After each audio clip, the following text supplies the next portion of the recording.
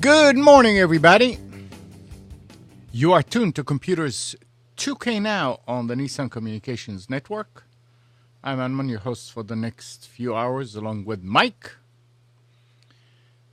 And we don't know who else is going to join us this morning.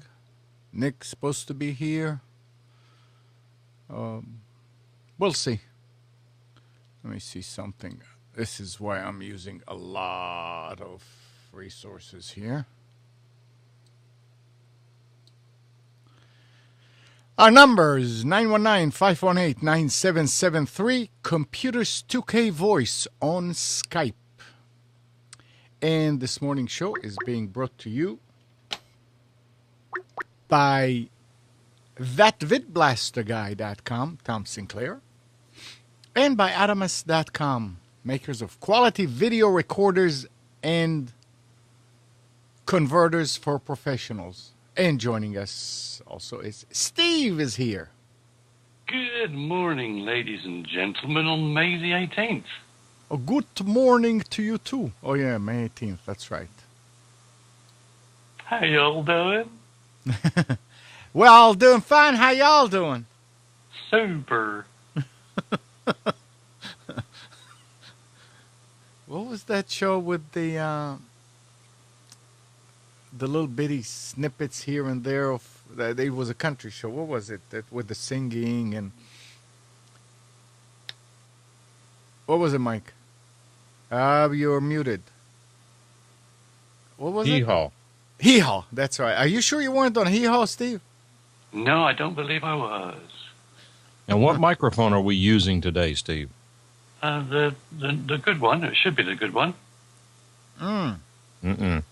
Okay. Doesn't sound. No, it doesn't sound like it. In that case. Tap on it. No, it's not the good one. Okay. No, it's the good one. Uh-huh. You're correct. That is the good one. There you go. Yes, Skype doing its usual thing of thinking, oh, I know which one he wants to use. I'll just do that for him. Stop it! You know, there's a way to set that in Skype. If you go into Tools, Options, Audio Settings, there's a button that says Show Advanced Options. It allows you to pick the order of the microphones and speakers that you want it to use. Oh. Gotcha. Okie dokie. Well, it's at the top, actually. So maybe I've just plugged it in at the wrong time. The one I'm sometimes listening you plug on. it in the wrong time. It is. I know this comes as a shock, but Skype is not perfect. Nah, far from it. Shocked. I am shocked. I just didn't want to hurt you or anything. Well, no, I plugged in as I was starting Skype, so it probably thought, oh, he's just plugged that in. He obviously wants to use that then instead of this supreme example of a perfect microphone that I'm speaking into now. But yes, there is that. Supreme. Supreme? No Diana at all. So does either of you watch Game of Thrones? No. No. But I read some a real interesting fact about the writer. Yeah, I did too. Today, in fact. Well, before you even tell that, I don't know anything at all about the show. Somehow I got signed up to one of the Google Plus communities for something podcast. It's The title here is Game of Thrones Support Group, Season 4, Episode 7, Mockingbird, Sunday, May 18th at 9:15 p.m. Pacific Time is whenever this podcast is going live.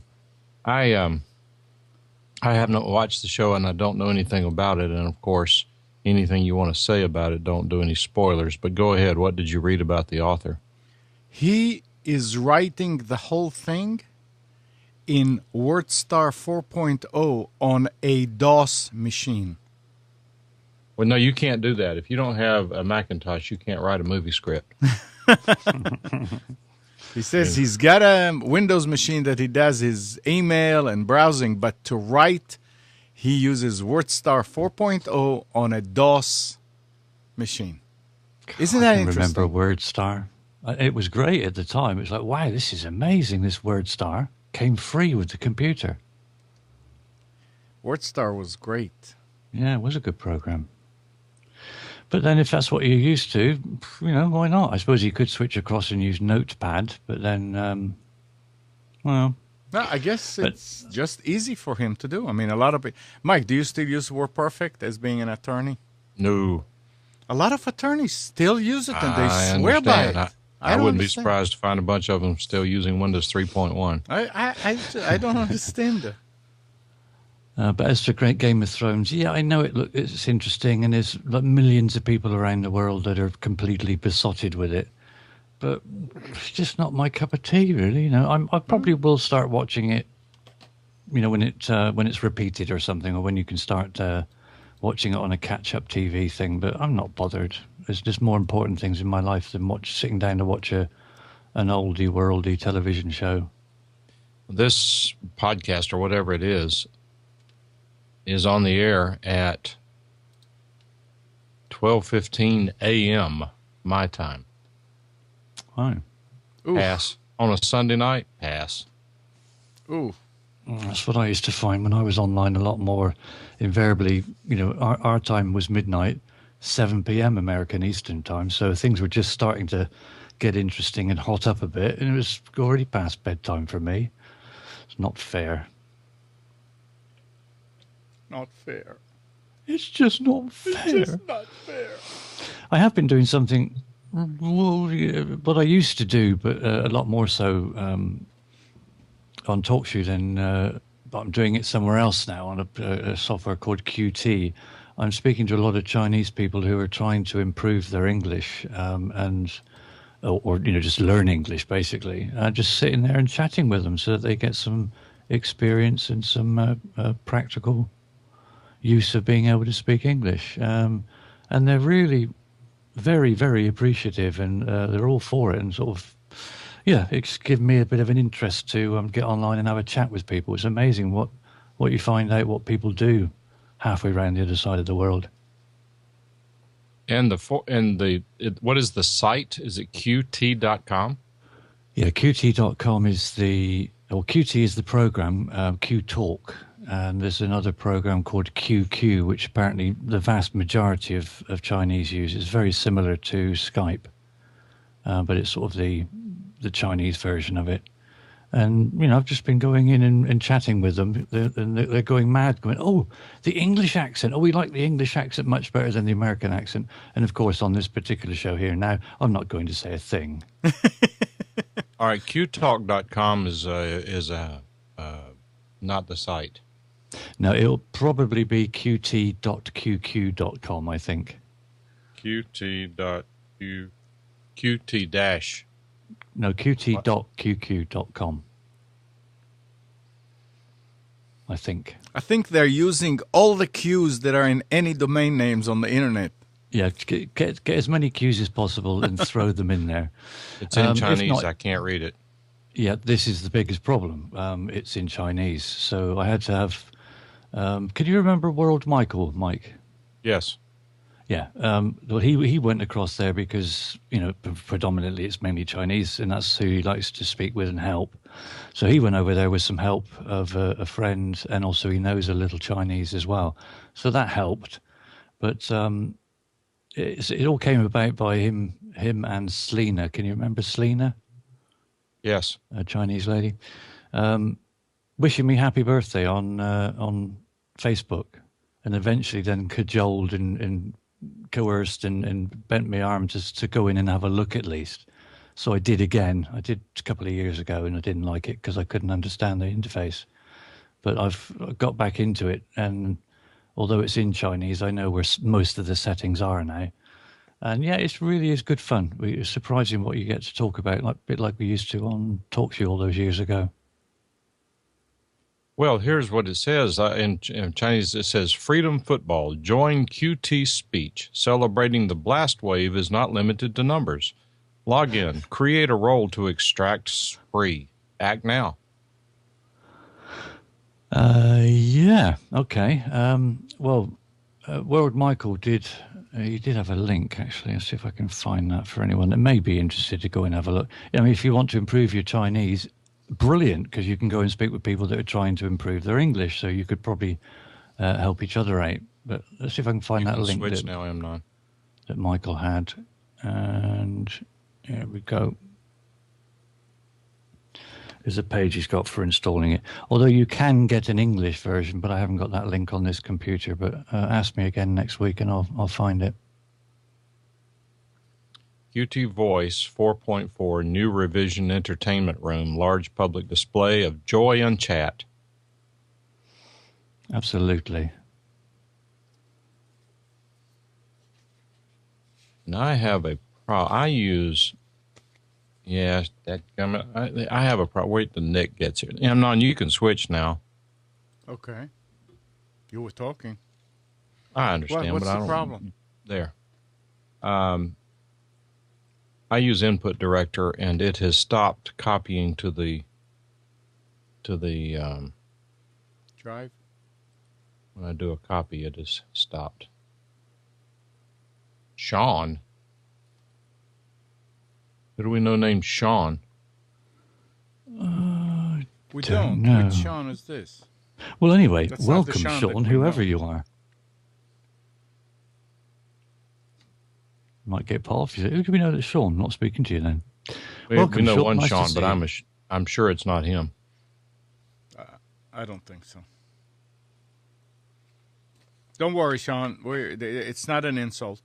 Oh, not at Yes. all. Yeah, we are welcoming you. Really, we're nice people. We don't just sort of bitch at somebody that comes in with a name that we've not seen before. Honest. This QT thing, Steve, that I'm looking at, I see QT a lot as a module. Either somebody's logged in as Sean's name or he's sick, because it's 6:15 where Sean is. So that's probably Andrew logged in as Sean. Anyway, I see this QT a lot. I think that even, for example, when you install the Mixler client, if you watch, it says now installing and all these little things fly by. Mm-hmm. I think QT is one of them. So apparently that's some back-end software that is used for online media communications. Okay, it is something similar to TalkShoe as it used to be. Now I've got the English interface client. It makes it much more understandable, and rather than sort of being said, right, this bit or this one with all these Chinese characters does this particular function. Now it's in English. It makes it a lot more understandable. But it is extremely popular. Everybody seems to be on QQ, which is made by the same company. It's the company's called Tencent, and they're absolutely massive over there. All right, I'm at World Michael's page. Well, that's the page to set up QT. I'll have to try and find this link. That's not a whole lot better. No, it's basically full of pictures and things that you just like those little diagrams that I used to do to walk you through stage by stage by stage by stage. It's designed for somebody that's a bit of a computer illiterate, just to walk them through every little step they need. You could probably jump through like 4 hoops and be there. Yeah, the problem with going to a Chinese site and trying to navigate your way through is if you were to, they could say, "Hi, click on this link for malware," and you wouldn't know it. Yes, exactly. I'll try and dig out this link. Actually, I might be able to find it partly by memory. Carry on, and I'll see if I can figure out where it was. All right, so here is in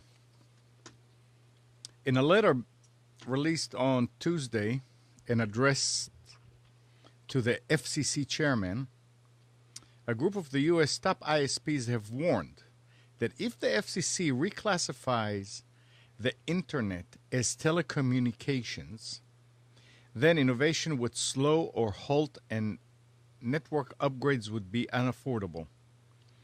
Under Title II, new service offerings, options, and features would be delayed altogether or altogether foregone. Consumers would face less choice and a less adaptive and responsive Internet. An era of differentiation, innovation, and experimentation would be replaced with a series of government may I requests from American entrepreneurs. They add, even the potential threat of Title II had an investment chilling effect by erasing approximately 10% of some ISP's market cap. Now, I don't understand. Again, I mean, this is assuming, the article is assuming that the FCC dictates what's happening all over the world, which it's not. It cannot. I mean, we have caps, we have monopolies, we have all that kind of stuff. We don't have speeds, but look at the rest of the world. What this means is that the Internet in the U.S. is going to suffer. The Internet in the ISPs in the U.S. are going to be classified as telecommunications, which, by the way, I don't understand. What are they classified as right now? I don't know, but if they classify it as telecommunications, guess what they get to do? They're utilities at that point. Yeah, and guess what they get to do? Pay more taxes. Oh, there you go. It's all about the money. Yeah. And we've got to get those conservative speakers off the internet. Too many people are listening to them. It's a lot of this, a lot of all that internet. Shoot, I lost the thing. Net neutrality is because people are not aware what could happen. Right. What Next is it, time Mike? you hear the word net neutrality, Yeah. just say Affordable Care Act. Right. Yeah. It's a tricky thing. Yeah. Not tricky, it's deceptive. And apparently on Thursday or Friday, they decided to look at it further. There was another article which was very, very vague, and I don't think I. Yeah, John's got it right. ObamaNet. Obama. Oh.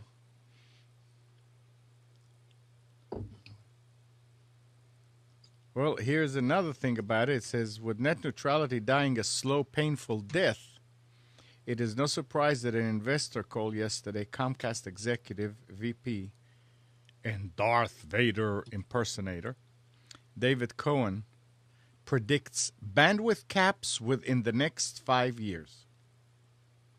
I thought there were caps today. The cap would start at 300 gigabytes and cost the consumer subscribing an extra $10 for 50 gigabytes. That's above. But Cohen said, I would also predict that the vast majority of our customers would never be caught in the buying the additional buckets of usage. Then they shouldn't do caps. If that were true, Right. then they made liars out of themselves. I agree. That was. He says we will always want to say the basic level of usage at a sufficiently high level that the vast majority of our customers are not implicated by the usage-based billing plan. And then there's an update from the 15 which says correction. Cohen is actually talking about data transferred rather than stored, as the headline originally had it. When we think caps, we're thinking about transfer. We're not thinking about storage. Anyway, so I don't know who wrote. What's going to happen what I think will happen is that if they start doing a lot of caps, the internet's infrastructure is going to end up with a lot of excess bandwidth and nobody to buy it.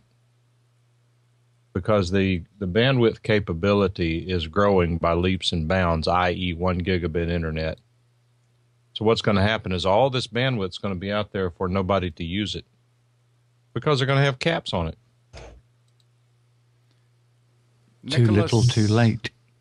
Well, I mean, it's look what they did to look what the telephone company did to copper lines. They priced themselves out of the market as soon as people could get things like what are this stupid little phone, Magic Jack, and these other crappy internet implementations.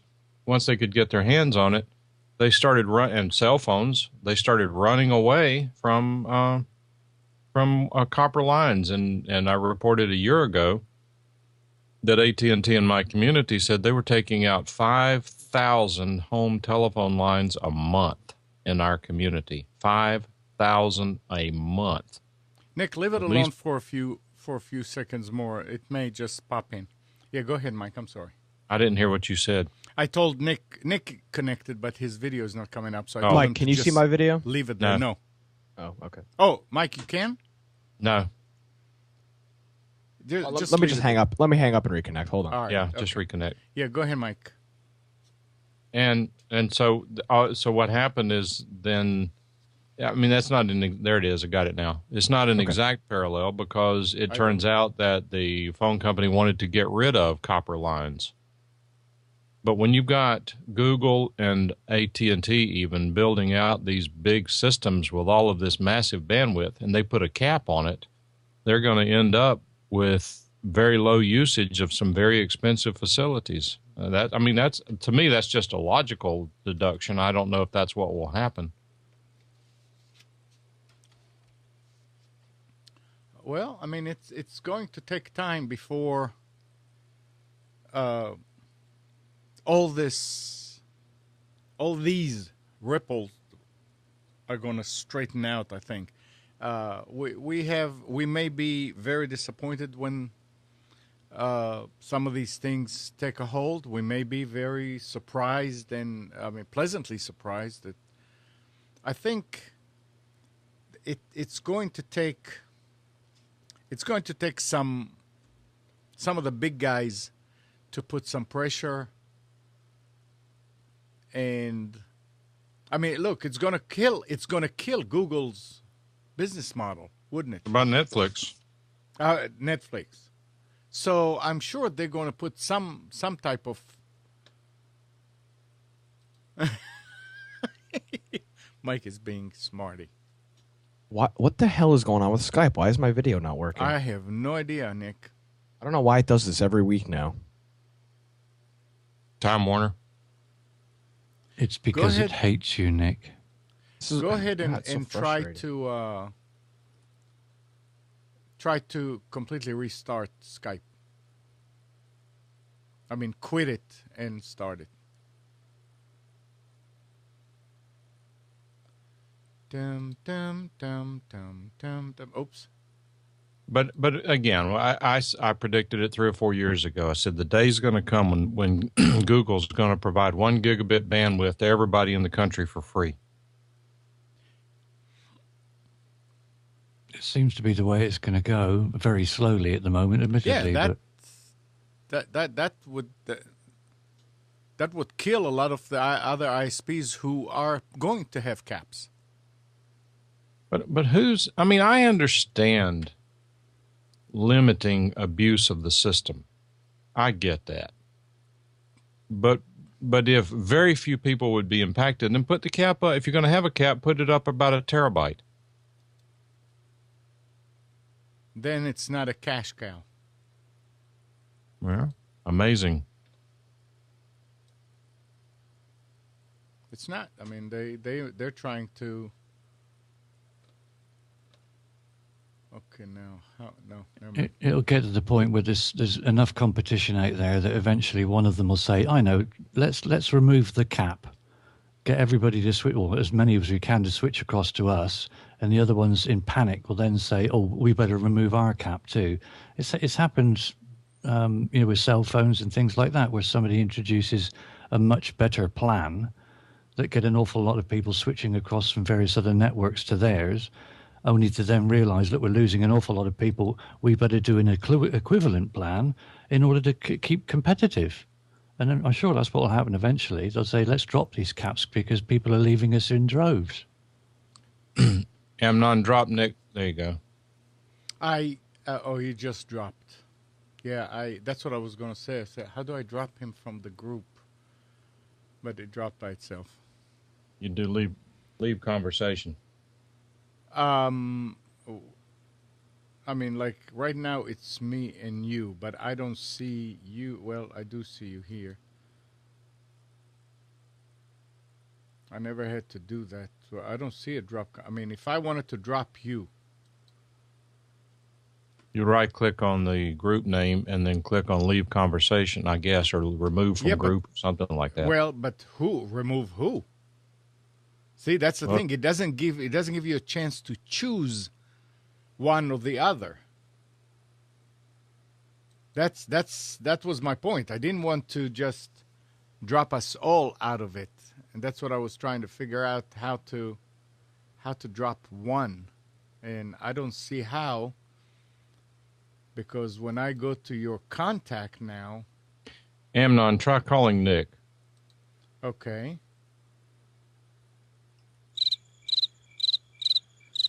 Add to, oh shoot, I can't invite, where is it?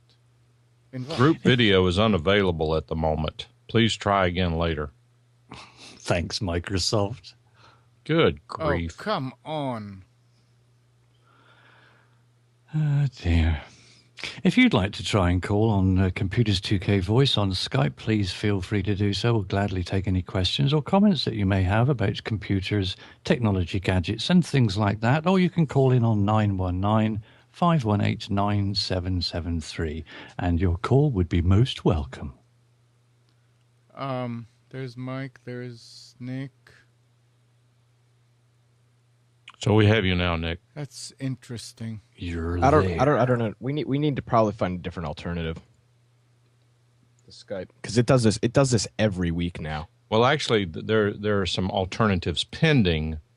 I don't know how it's going to work on group video, but I know that Blink is working on incorporating WebRTC into. In fact, they've already done it on the Mac version. They're working on the Windows version that will be released shortly. The guy who writes Blink has gotten interested in high bandwidth audio and video, so that's going to be an interesting thing. Hey, Amnon. Yes. Some point during the week, I'd be interested in you completely uninstalling Skype and reinstalling it. We could try that. Because I think that might be a good idea. For whatever reason, it's only on this show that there's a problem with like two people connecting. And I'm not sure what the problem is. Speaking of Skype, supposedly those of us who had paid subscriptions for premium were going to get automatic refunds. So far, I haven't seen an automatic refund. I didn't pay for it, so. Well, Amnon and I did. Yep.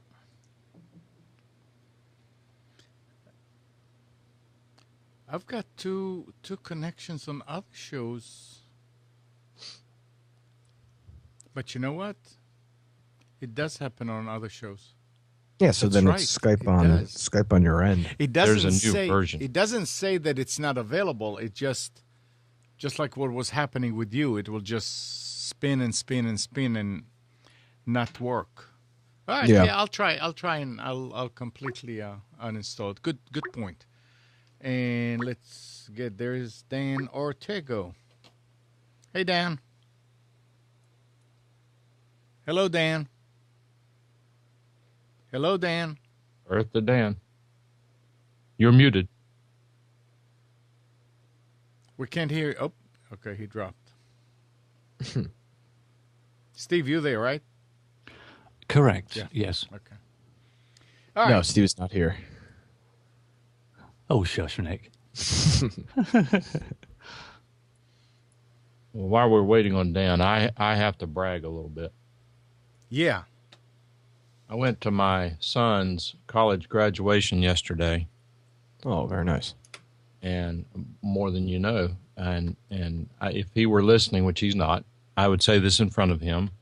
There was a time in his life whenever getting a college education was not his top priority. It just didn't interest him that much, and so he chose to go do other things instead of pursue his education. And then at some point along the way, he decided that getting an education was probably a better way than trying to do it the hard way. So he went back, and his grades in he went to community college for a while. His grades were less than stellar. In high school, he wasn't really that interested in getting good grades. And so yesterday, whenever they called out his name to walk across the stage and get his diploma, quite unbeknownst to me, when they announced his name, of course, they announced what they've achieved, and he graduated magna cum laude. Okay, I'll bite. What is that? I don't know. With high honors. Oh, wow. Very nice. The only thing higher is summa cum laude. And he was like 0.03 of a point away from that, but, you know, who cares? Congratulations. But that was a very, very proud moment for me. I'm proud of all three of my kids. They all three now have college educations. My younger daughter is in law school. She got her grades. She's doing real well. She's waiting for one. It's going to be a problem, but you know what? You don't get them all right all the time. What are your thoughts on community colleges? I have two opinions. Thanks, Jeff. Thanks, Andrew. I have two opinions on community college. I think that they are the best value out there for an education. Some of them can be as good as a college education, not because necessarily the community college is good, but because college is bad if you get a lousy professor, or is contrasted with a better community college teacher or professor. But unfortunately, many of the community college systems have become quite political, and it's all about the money. A lot of them are propagating a scam in textbooks. They have you buying $150 textbooks for things like geology. I mean, rocks change every year, so you have to keep an updated textbook for geology class. And it's nothing but a way for the community college to generate funds, generate money. It's all about the money. But unfortunately, and I doubt it'll ever change. I think that there needs to be some recalibration between the political system and the community colleges. But as a net positive, if you don't have a 4-year college degree and you don't have any interest in going to college, you can't get into college, you don't have the money for college, you should be enrolled in a community college. In my opinion, you asked, I'll tell you, if you can get into a 4-year college, that's where you need to be. All right. Nick, you still going to college? Yes, I'm going to a community college.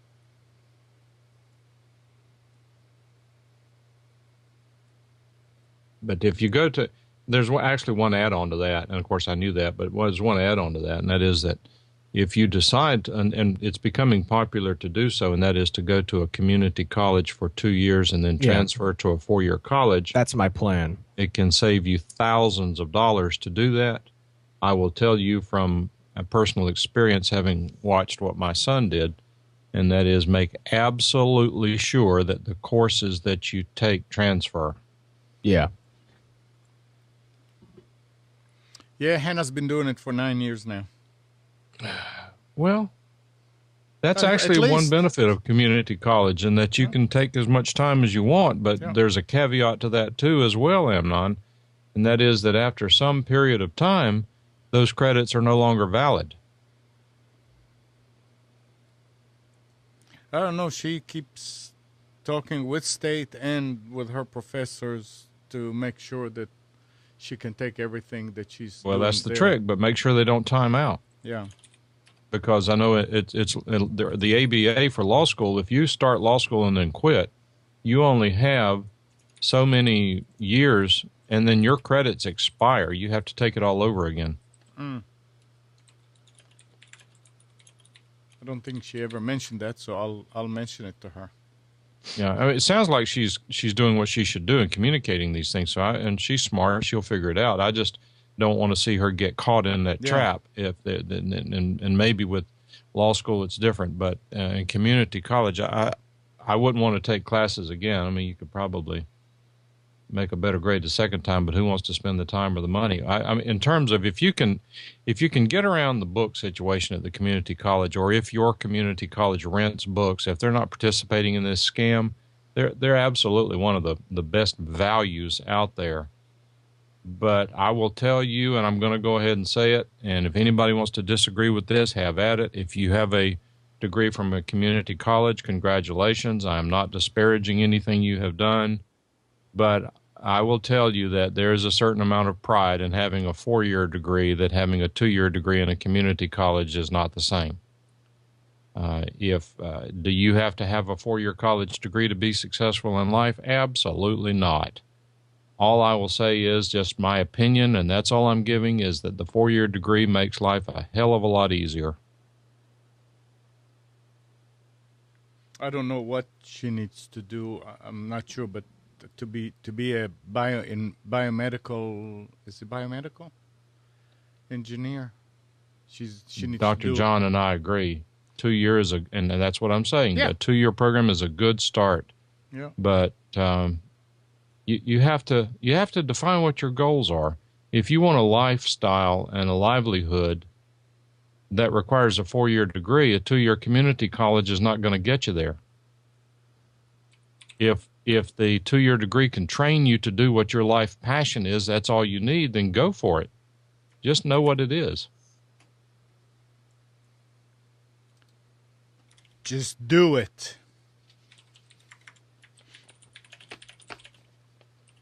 All right, let's see what else we have here. People that have that upgraded from iPhone 4S. This guy is going, when my best friend upgraded from an iPhone 4S to a Galaxy S4, he says, I texted her hello. Unfortunately, she didn't get the text, nor any of the 5 I sent in the following 3 days. My iPhone didn't realize she was now an Android user and sent all my texts via iMessage. It wasn't until she called me about going to brunch that I realized she wasn't getting my text messages. What I thought was just a minor bug is actually a much larger problem, one that apparently Apple has no idea how to fix. Apple said the company is aware of the situation, but it's not sure how to solve it. One Apple support person said, this is a problem a lot of people are facing. The engineering team is working on it, but is apparently clueless as to how to fix it. There are no reliable solutions right now. For some people, the standard fixes work immediately. Many others are in his boat. That's interesting that the phone decides how it's sending texts. I'm sure that doesn't mean that an iPhone cannot send texts to an Android. No, this has been a problem for as long as I've ever had an iPhone. So is that true? I mean, if I'm yeah, it's 100% true. No, I'm talking about if I'm somebody new that you meet and you try to text me. No, the problem is here is, Amnon, if you have an iPhone and I have an iPhone, right, and you have me as a contact in your phone as an iPhone user, and I get an Android phone, it will continue to use the phone right, okay, via iMessage. And Eric is saying in chat that the key is don't use SMS. And now that's not the solution to the problem. The solution is Apple to figure out why it's a problem with their device. Now you're doing something wrong. Yeah, Now, no, that's ridiculous to say that because Max SMS just is work. the standard. Now Yeah, you that's the standard. are you saying that at that point you couldn't go into your phone and delete that contact altogether? And That's start, normally what fixes it. That's normally what fixes it, but not all the time. It took me a week to be able to text my father after I got my iPhone. I could text my mother fine right when I got it. All she had to do was delete the current threads, but him it was like a week before he was getting any of them. Sheesh. Well, what were you doing wrong? I have no clue. So even if you remove the contact, there's still some residue that's left there that prevents you from sending. I have no clue. Hmm. SMS isn't international. I'm not saying it's international. I'm saying it's a standard in the United States. Every phone that isn't an iPhone uses SMS. Andrew's saying you need to deregister the phone number with iMessage. Yeah, that's also a fix. But for you to be able to do that, you have to have your iPhone still. And you're talking about the receiving person. yeah, that you had have the to like go. iPhone You have to go on your Wow. phone, your old phone, and deregister the number as iMessage. I don't know. This is just stupid stuff Apple doesn't care to fix because they'd rather add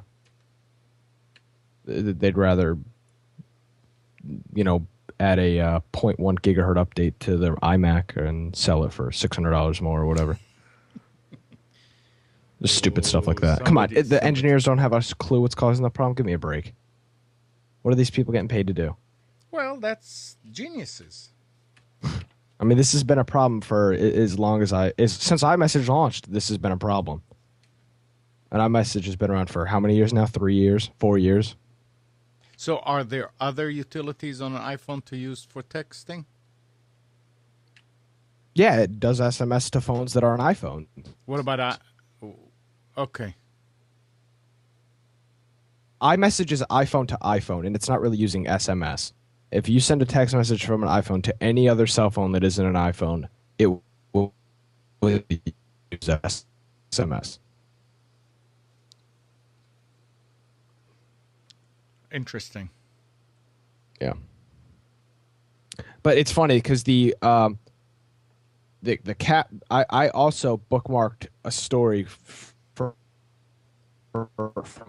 my show next week, and I believe the caption was the exact same thing. Uh-oh. Are you uploading something? I am not. Your bandwidth is breaking up. It's okay now. Go ahead. Oh yeah, I hear you guys fine. I bookmarked something last week, and it was the same headline, like Apple blocking Android text messages, and it's kind of a misleading headline because they're not really blocking them. Right. I mean, they might be, which actually they probably are now that I think about it. And saying they have no clue what the problem is. But The title of the article was saying that Apple will eat and delete your texts, which yeah, that's extremely but misleading. I'm wondering what happens to these texts. Where are Nothing. they going? To the iMessage account. To the NSA and GCHQ. Yeah, but you see, that's the thing. If that person is no longer an iPhone owner, do they? No, nobody else can get them. Do they still have an iMessage account and all these things that they had set up when they had an iPhone? I mean, what happened when that iPhone goes off the grid? It's no longer a valid phone. I mean, that's it. It was canceled. It's interesting. Yeah, the NSA. That's right.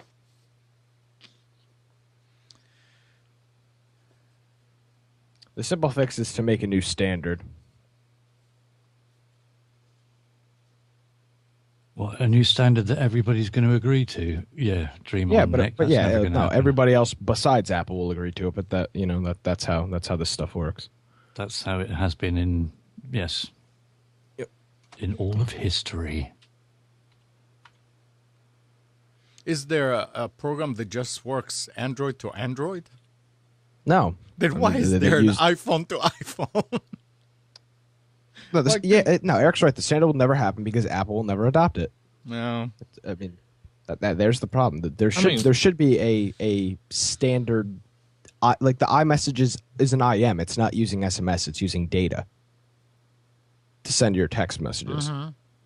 So it's not using text message. But the problem is it's not open for everybody to use, and they'll sit there on their throne and do whatever with it. Don't be a hater. Oh, I'm not being a hater.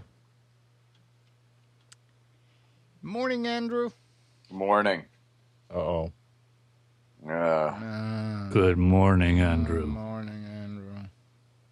It was a very eventful evening. Sounds like it. We didn't get in until about 3:30 in the morning. Well, what, were you held hostage by gunpoint or what? I mean, how could that possibly happen? We were at press and we were in the backyard and we ended up drinking from like 8 o'clock till about 3:30. You were drinking? I know, shocker. It was a shocker. We closed the place out because remember, in New York, bars don't close till 4:30. You do realize, Andrew, that your liver is going to grow teeth and bite you eventually. I know, that's the goal. That's what I'm trying to do. You guys are talking about iMessage, and I'll tell you a couple of great things about iMessage is that even though I don't have an iPhone, I could still use iMessage because I have a Mac, and I've associated my phone number with iMessage. So people, like when I text people, I no longer use my Android phone. I use iMessage if they have, an iPhone. Yeah, I don't think the argument here is that iMessage isn't good. The argument is why is this not open for everybody to use? But see, here's the interesting thing. I mean, I don't have a problem with text messages disappearing because I've associated my phone number to both my phone on Android and iMessage. And now, if you had an iPhone and then instantly switched to Android, that's where you'd have the problem. Yeah, I mean, the thing is, like, if someone on iOS messages me, they'll message me on my iOS account. Correct, and it won't get to your cell phone, right? But I mean, they could choose my cell phone. Like Jessica could choose either to message my cell phone or message my, whatever my iOS account is, which is, my email address. Mm-hmm. And I could message her to I could do SMS to her, but I could do SMS from iMessage, but not my phone number, which is weird. Yeah, I don't know why Apple doesn't let everybody use this this iMessage technology. It actually works really well because I have not sent a text message to anybody with an iPhone in months because I just use iMessage for that. But yeah, no, iMessage is great. Amnon, you were saying that, how come they're the only ones that do this? They're not. Google does the same exact thing with Hangouts. Google Hangouts on an Android phone is their new SMS and texting service. And if you have internet, it sends it via Wi-Fi, via the internet, LTE, not SMS. Okay. So they're doing the same exact thing. But with the Google Plus one, you have to send it through Google Plus. You're not using a phone number anymore, I believe. No, you still use a phone number. You can still use a phone number. I haven't experienced that on my side. I've always had to have people on Google Plus to send the text messages. I have Google Plus, like Google Hangouts is open, and I'm texting, like Jess on her iPhone right now. So it says send to, and then it says the phone number, or I could send it to her Hangout email address. Okay, that's because she listed the phone number with her Google Plus account. No. Because her phone number's in my phone book. I'm not saying Google Plus, but it's still Hangout. SMS. Still SMS. I'm saying Google Hangouts, not Google Plus. Yeah, but it's still SMS. So it's so how are they doing something like iPhone to Hangouts iPhone. to Hangouts is a thing. It's doing SMS to an iPhone. So, Amnon, if you have an Android phone, right? Yeah. Or any phone, I have your phone number in my phone book. I'm texting you with Google Hangouts. That's what they call their text messaging application now. Okay. So I just text you. If I also have your email address, which is associated to a Google Plus account, Mm-hmm. I could choose to either send it to your email address, which is your Hangouts, or send it to your phone. See, this is one thing that I never understood. Why text somebody when you can send them an email? The only thing that came about that somebody who was talking about surviving in catastrophes, and I don't know if that's true or not, they said that even if the internet goes down, your SMS will still work. Texting But will work. I mean, why would you? An email is not designed for a two-way conversation. Real No. time. But the point is, it can, because you still read it on your phone. You still have to type a reply. You can do it in an email. I mean, here's something. The last 2 weeks, I had a problem with the T1 over here. It would go up and down like for a few seconds. It'll go down and come right back up. But these few seconds will generate about 17 text messages, because the server over here is monitoring the server on the other side where all my rack is. And it was happening so much, I didn't realize. I finally got an email from Verizon saying, you are almost at the limit of your text. I think I have 500. I don't have unlimited. So I called Ron and I said, Ron, stop all the texting. Just send me an email. He said, okay. To me, it serves as the same. I mean, it did the same thing. I still got the notices every time it goes down, but it was not text messaging anymore. It was an actual email. It looked the same. I just had to go to a different app to read those. It just was sending me a bunch of emails. So I'll give you an example, Amnon. Right now I'm texting with Nick, right? We're both on Android, and we're using Okay. Google Hangouts, which is their SMS application and their texting application. It's default now. Yeah. I have the option. So when Nick texted me hello, and it shows it in white, so that means it's coming in via SMS. Yeah. So when on the bottom, I can reply either SMS, or if I click on the side, it says SMS or Hangouts. And when I message him in Hangouts, it shows it as green. No, that's where the problem is. You have to have me added in Hangouts. All I need is your email address. Yeah. All I need. Yeah, that's where the big problem is. Most people don't have a Google Plus account. Yeah. Okay, but no, everybody now has a Google Plus account. Well, everybody has one now, but most people don't set them up anyway, so you wouldn't even be able to find them. Yeah. So if that's I have where the email big problem address, is. I can do it. Now, they just started associating the two. So before, about a month ago, if I had messaged Nick via Hangouts, it would open up a separate thread instead of combining it. What I do see them doing within the next update is associating just one. You're not switching. It just goes to both. If you have Hangouts, it's just going to send it to the phone number or the email address. What it should do is like similar to what iOS does. Android to Android should be through Google Plus through your phone number, and if it fails, you have the option to send it via SMS. Yeah, that should be what you do, because it shouldn't even allow Android shouldn't allow me to send an SMS to you. It should just say, "All right, here you go. You have to use Google Plus." Yeah, I mean, if you're texting via like let's say I'm sending you an SMS, Amnon, you have an iPhone and I have an iPhone. It won't send it over SMS. It'll send it over. First, it'll attempt to send it over LTE. Okay. If that fails for whatever reason, or 3G, if that fails for whatever reason, if it fails via the data, it'll then revert to SMS. But texting is essentially free if you have an iPhone and I have an iPhone. So what's and I'll go back to that. So when I get your text, how is that different than me getting an email from you?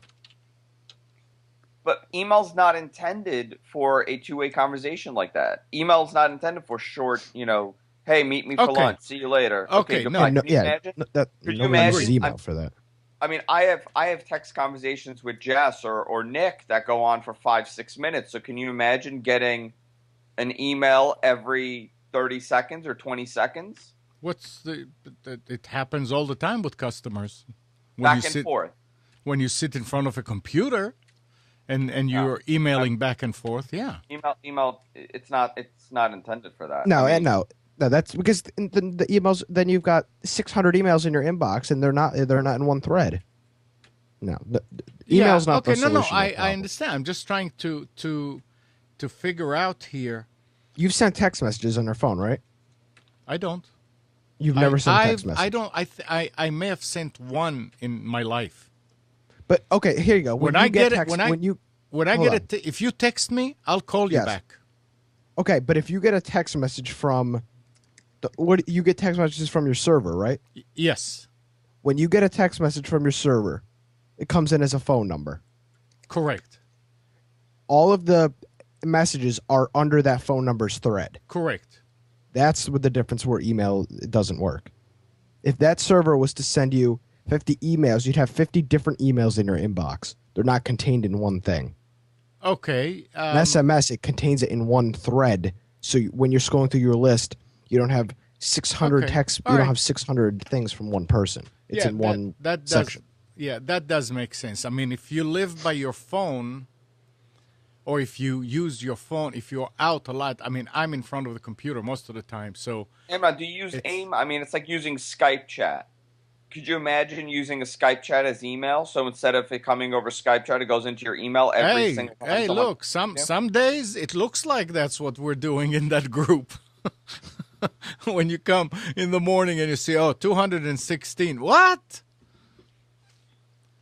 I mean, obviously, some of us are using it that way. That you go back. but it's not an email. Imagine if you had reply alls in your email Yeah. box. You woke Yeah. up and you had 600 emails. No, I'm not. I mean, I'm not arguing it. I mean, it's get that information out so other people know it too. I mean, it's obviously there are good reasons for messaging, or it will not come about. It's not like somebody in a tech said, support situation with somebody complaining or having a problem that needs sorting out. You reply to that email, and then the reply to what you've replied then comes back in that same email. So you just get one huge, great long email with everything that you've ever talked about, which is perfect. Yeah, but I that's don't not know, how that email would be works. great. Actually, I don't like that. I always remove most of the stuff, just leave enough for reference. No, but it comes back in the thread, so Yeah. you can actually in Gmail, for instance, so you can open up and you can zip back through the ones that. See, that's what you said there. individual That's the replies. difference. You said Gmail. Gmail does it right, but like my mail server on my website doesn't do that. No, and no. Nothing else will. The Well, you Gmail can web include interface is previous great. text or not include it, can't you? But I mean, as far as a troubleshooting issue, it's a good thing to be able to have that. But obviously, Yeah. that's not the same in every circumstance. Correct. Thank you. I'm glad I was correct for a change. Yeah. No, you're wrong. I'm wrong. Yeah. They're just. I think that either. I think iOS should allow Android users to be able to use iMessage. There's the solution to the problem. You mean just that- like they allowed all the other manufacturers to use rounded corners? Yeah, yeah. Yeah. Okay. Get a Mac. I mean, if Apple actually cared about fixing that problem, which they don't, they would. And there's their solution to their problem. Morning, Dan. Hi, how are you? Can you hear me? Dan? Yeah. Oh, boy, you're very, very low. Very, very quiet. Yeah, I'm trying to figure out how to. I'm just hooking up this mixer and I'm having trouble, so I don't know where to control my modulation here. Steve or Andrew, don't talk because I've got it potted all the way up. You need to up your volume for the microphone. You don't want me to do what? Whoa. How's that? That's better. So yeah, I'm coming in on a line in off of Mic Pre, so I didn't think I'd have to be that loud, and it just pot down the headphones. I was just calling to see if you guys could help me out with just that. I was reading Mike's input online about using this Behringer, what is it, the 1402 USB, and how to use the setting for codec USB, and then I wouldn't have to use something else. But I got everything plugged in. I got the USB, and then I have the mix minus on the channel 7/8, and then I'm also running into the headphones and jack in the front and the input on the back. So I'm not sure if I'm duplicating something here, or do you guys hear any static on this end, or does it sound okay now? Mike? Well, I mean, it sounds okay. It sounds like you got some duplication in there, Dan. I'm not convinced you've got a firm grip on how all this works.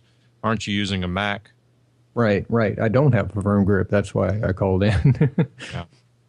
I mean, you went through that kind of quickly. And as far as which Mac are you using?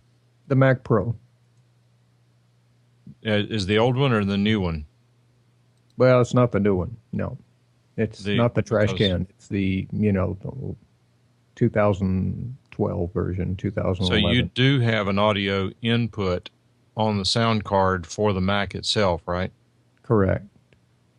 Which audio are you feeding to that input? I'm coming out of the aux. Let's back up a step. Yeah. To do a mix minus and a program feed, you have to have two sound cards. All right.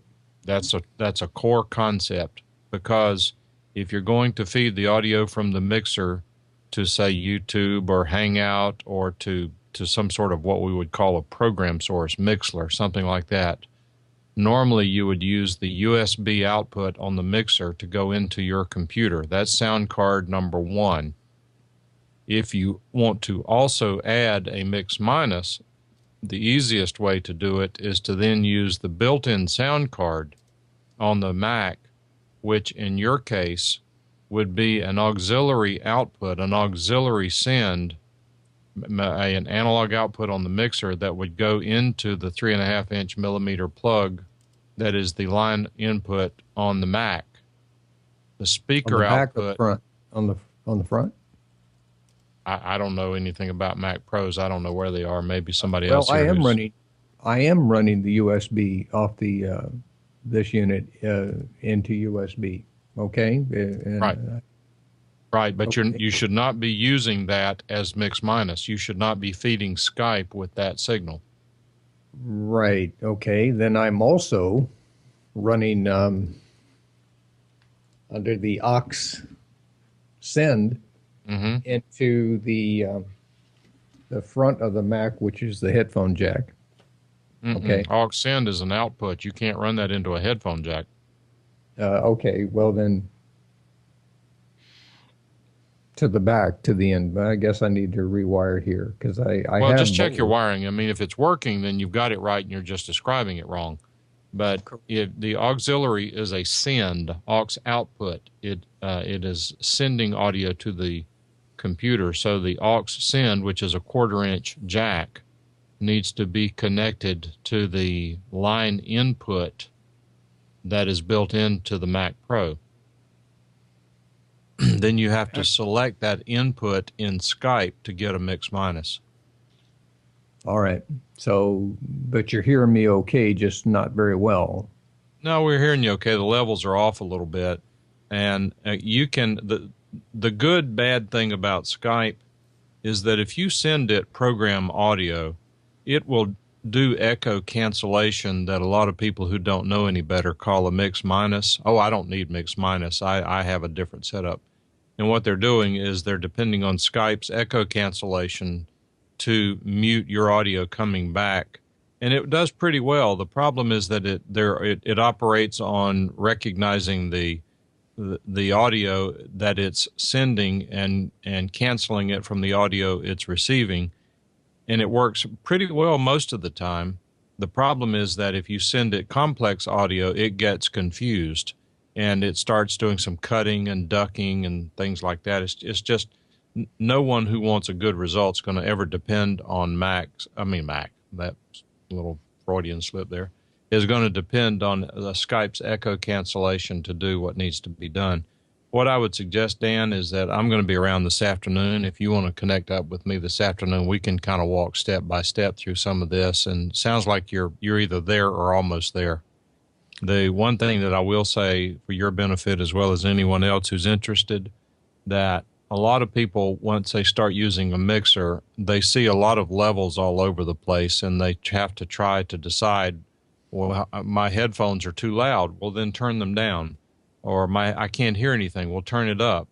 But you have to start with what I would call a standard or a reference level, which means that you have to have the mixer, the LED meters on the mixer on the right-hand side.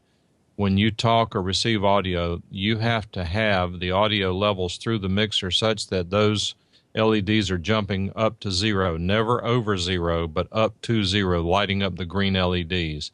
Never hit the red. And on some of them, you can tickle the yellow ones, but on some of them, you're better off not doing it. It just depends on the mixer. But that is your gold standard, and that is if you look at your main mix levels, about 2/3, 3/4 of the way up, the legend that is on the silk screen or on the panel shows what I call, for lack of a better word, landing pads. It looks like an outline of the knob for the fader. Your master gain control or your main mix control should be set at that landing spot or on that 3/4 of the way up. Put them there and never touch them again. Once that level is set, then you adjust everything else to work with that level set. If you don't have the levels through the mixer correct, you're going to have signal to noise problem. You're going to have an issue with your levels being all over the place. That's your starting point. Got it. But I think I lost a lot of that jumping of the meters when I came in with a line in, and when I used the mic pre and came in as a line in on channel 1, I don't see much of any activity on the meters. I don't know if that cancels it out or I just got it hooked up wrong. Well, again, if you're talking about channel 1 being, is your microphone going into channel 1? As a line. Yeah, with a TRS into the line input because I From what? From my mic pre. Which one do you have? I have a Rupert Neve channel protocol. Okay, too. all right. So you're coming in on the line input. Yes. So you're bypassing the microphone preamplifier on channel 1, which is fine. Yes. And but then again, you have to get your level set on your microphone channel. You should also have your microphone slider at this 2/3, 3/4 position landing pad. That's where you set the slider. Then you start adjusting the other levels such that the slider is now the correct level. That gives you the maximum ability to control your audio content with that slider. And what that means is that with the mic at this landing pad, when you talk into it, once you set the master control, once you then set the microphone at this 3/4 position, when you talk into it, if you're not seeing those VU meter LEDs light up, then you have to start adjusting the gain or trim control on channel 1 such that you're getting the proper gain through the mixer. Hey, Mike. Yep. What mix are you referencing to with those lights? He has the 1204. Okay, because on the smaller ones with the 4 or 5 lights, the VU meter doesn't work. Well, they work, but they're very difficult to get right because you don't have any range on them. Yeah, I mean, at one point when my VU, when I would get two green dots, like when I would talk on the older mic, on the what's the one, the 302 and the 502, it would be like distortion like you've never seen on the computer. They were just so inaccurate. They are very inaccurate, but I would suggest though, Nick, that yours is probably out of calibration more so than they just don't work on that mixer, because I've worked with I don't know how many people who have used that one, and they've had good results getting two LEDs to light up. Interesting. Well, that's all I get is two LEDs, one on each side. That's it. Because soon as I came in line in, when I first set this up, I was using the onboard gain, directly in with the microphone, and the meters were dancing all over the place. But as soon as I came in with line in, I lost all that activity and I just barely. Do you have gain adjustment on the Neve preamp? On the preamp? Yeah. Sure. Yeah. Turn it up. Just crank that up. All right. Yeah. All right. Because I mean, it dances. All right. Okay. I thought that I am correct in assuming that once I come in with the line in off the Neve, I don't use any of the gain control on the mixer. Not true. The trim control up at the top of the channel still works. But if you are, for example, if you had your mic plugged in, you were getting good gain for the mic through that channel. When you plug in the line input, then you should adjust the gain on the preamp, because what you're doing is matching that gain, external preamp gain, with the internal preamp gain, which is fine. It's going to get you in the ballpark. I see. Okay. Is that making a difference right there? Yeah, it's getting louder. How's it looking on the board, Amnon? It looks fine now. I mean, I have to lower to fade it down a little bit. Right, which is good. But Dan, here's the thing. This is, and I just bought a video camera, and I'm going to maybe one of these days do a video on this kind of stuff. But there's a core concept in operating a mixer that a lot of people don't get until they hear it, and when they hear it, it makes a lot of sense. And what I say to people is look at the VU meter on the mixer. Yours has enough segments on it that it's reasonably accurate. That is the gold standard. If that meter on your mixer, Amnon, is this not what I preach? Yes, sir. And believe me, let me make a comment here. Dan, if you follow what Mike is telling you, it's going to work right. Let me give you some justification for that too. Because my background's in the radio business. I've built studios, radio stations, the whole 9 yards. And all of our commercials were recorded in what we lovingly called the production room. All radio stations had the on-air studio in the production room. If you went to record commercials to put on the air, you went to the production room to record those. Back in those days in the production room, we had primarily two recorders in there. One was the reel-to-reel tape recorder, where we did most of the work. Once the commercial was completed, we would then dub it from the reel-to-reel machine to the cart machine. The cart machine had these little plastic tape-loaded devices that you would put into the control room. You mash a button, they start instantly, and there's your commercial. Of course, it's all digital now. But what that meant was you had two recorders in the production room that required careful calibration. And what would happen is if people did not manage their facilities correctly, then the people would start to record a commercial, then they would adjust the level on the reel-to-reel machine. Then when they're dubbing it from the reel-to-reel to the cart machine, now they're going to adjust the input level control on that.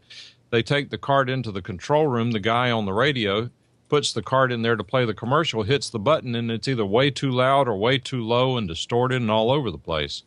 So the way we did it, and we were very successful with it, and the way most professional studios did it, is you would take a 1 kilohertz audio tone and feed it through the mixer, or the console as it's called in the radio business. And what you would do is you would set this tone going through the console for 0 dB. That is, the VU meter would be exactly at like 2/3 of the way up. It's called 0 VU. Then you would go over to the reel-to-reel machine, set its input so that the level was at 0 VU.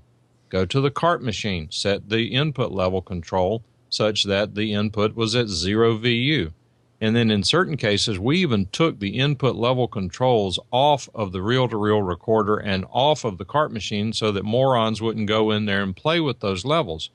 The thought process, and this is the key, once you calibrate your external equipment to your mixer, you don't care what those input level controls are. If you look at the VU meter on the mixer, if everything else is calibrated, then what do you care what they're set for? You don't have to worry about it. It's an analogy that I like to describe is anyone can relate to it is when you're driving a car and you get into crowded traffic and crowded parking lots, and you know that if you maintain, as you drive your car, if you keep your car within a certain distance of the line down the road on the left-hand side, that is the line going down the road, if you keep, I don't know what it is, 1, 2, 3 feet, you know that there's enough room on the other side of the car for you to pass because that lane is wider than your car. That is a standard. It is fixed. If you just sit there trying to play dodge cars and dodge other cars, they're going to come over in your lane. You're going to go over in their lane. You're going to have a crash.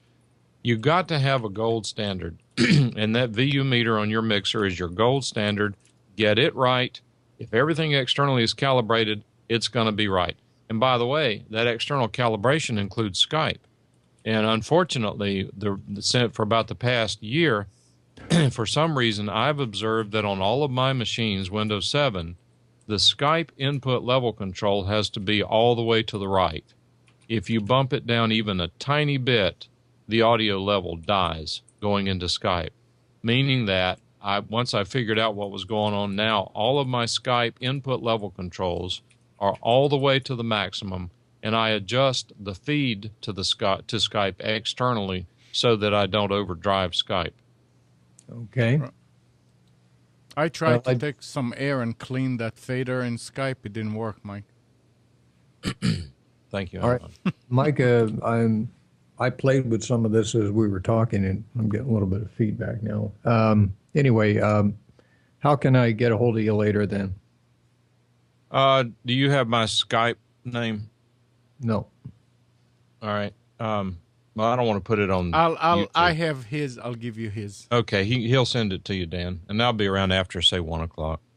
All right. Yeah, but for now you're hearing me, and yeah, because like I said, I'm very anxious to get this thing set up. I don't know why I thought that coming out of the Mic Pre would cancel out the gain controls or be not wise to use the gain controls on the on channel 1 because it sounded like I was double feeding it in my mind anyway. Well, to an extent you are. You really don't need the Neve external mic preamp for internet broadcasting or podcasting. No, it's just I have it because it's my son's and we share it, and I was just playing around with it. But you don't need it. I mean, no, what you're doing is you're complicating your setup unnecessarily. Okay. And for anyone who doesn't know, the Neve mic preamp is an extraordinarily high-quality piece of equipment. It is major recording studio quality audio equipment. But the benefit is lost in internet broadcasting or podcasting because we don't have the bandwidth that you get in a recording studio. Sure. Well, when we set this thing up later, I'll just de-exit and get those meters back running. Yeah, it should work out well. All right. Well, I appreciate it, and I'll look. I guess you'll send me an IM or an email, Amon? I'm sending yours to Mike. Okay. And I'll send you a Skype invitation. Got it. All right. Very good. Thanks. Thank you. Thanks. And again, you know what? It's like a guy told me, you don't know something till you know it. And you have to start somewhere. You get all these knobs and lights and sliders and things, and you just have to start somewhere and figure out what the common element is here and then master it. And that's why I always recommend to get this VU meter as your gold standard. And that way all you have to do is look at that 1 meter and everything else is going to be all right. In fact, Amnon got an external LED VU meter. It's got, about 30 LEDs per channel, Amnon? Yeah, something like that. It's an awful lot. And I mean, it's overkill, and it's not well calibrated. It has input calibration controls on it. But if I had one of these cheaper mixers that only has the 2 or 3 LEDs you were talking about, Nick, I would be inclined to buy one of these. It's made by Audio America or American Audio or something like that. It's about $75 to plug it into your audio outputs on your mixer. Yeah. But if you get even a 1204 or one of those that has 10 LEDs or so, they'll work. And even when they're not properly calibrated internally, you can sort of correlate the numbers with what you can learn experimentally to make sure that you're not clipping or that you do have enough gain control. So did we lose everybody on all that? No, it's interesting information for a lot of people. But Andrew was asking what mixer and what microphone, and I could never. I think he has a PR40, and he's using the Behringer X1204 USB.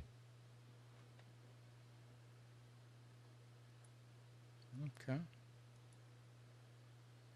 All right. Onward. Thanks to people like Nick here.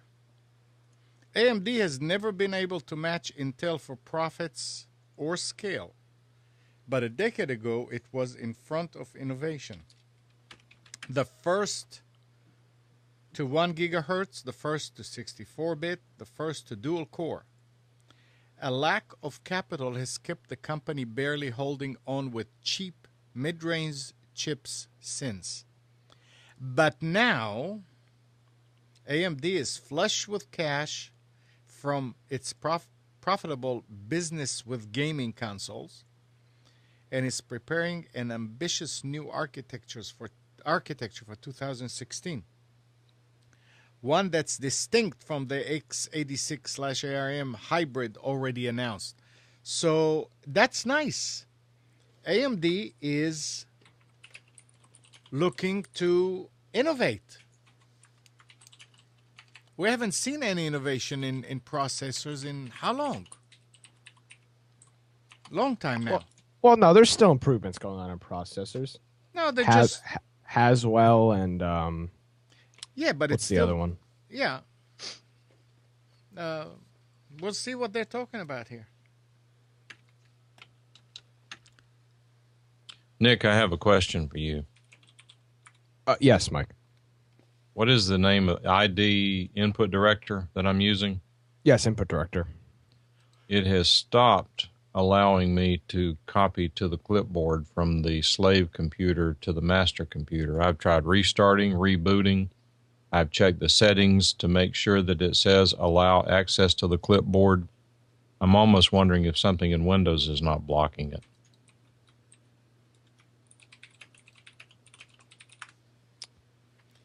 I'm not sure. I don't use it anymore. What do you use? I only have one computer. Oh. Input director? Yeah, it's when you're copying passwords, it's really useful when you Yep. use these really garbage passwords. Oh. I don't know what's going on with it. Maybe you have varying versions on both machines. I'm not really sure. I haven't changed anything. Unless it did an automatic update on one and not the other. I haven't That's what I'm changed. thinking. One probably did an update. And why would a new one not be compatible with an old one? I mean, that doesn't make any sense. Yeah, I have no clue. I don't know. I don't know. I try. Well, what good are you? I don't know. I don't use the software, Yeah, but you told me to use it. Now, see, you Correct. sold me out. and I was using it, and then I realized I don't need two computers. So Rescans, slave systems, about that's what you could do is you could delete the slave from the master and reconfigure that. Actually, I think that's a good idea. I think I did that one time. I had to do that one time before. I'd make sure before you do that they're both up to date with the most recent version, and then do that. I'm pretty sure they are, but I'll check it. Okay.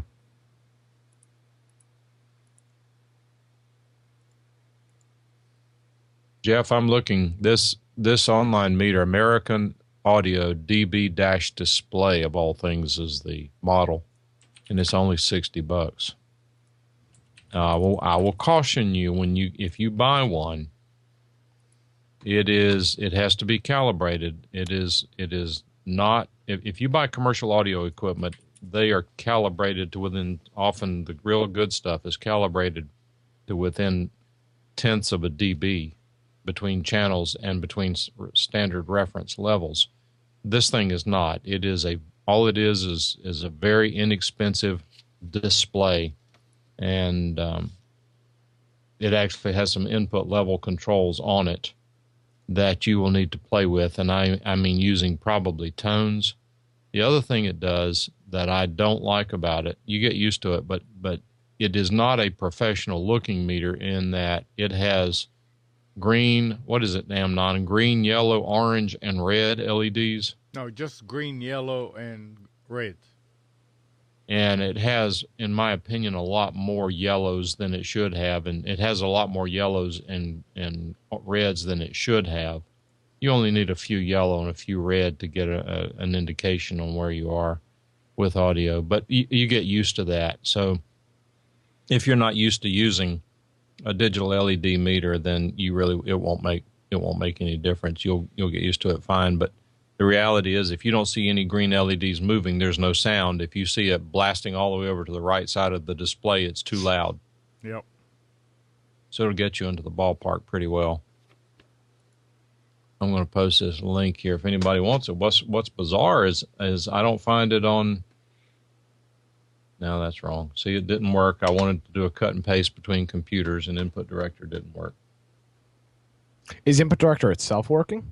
Yeah, because I can move the mouse between screens. That's very odd.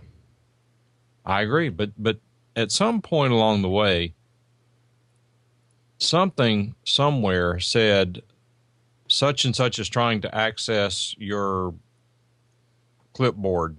Do you want to permit it? And I always say yes. You probably but it's not no. something that happens all the time. So you might have clicked no once. Well, I don't know. I don't know where it's set. I mean, I don't know. I don't know where that's happening.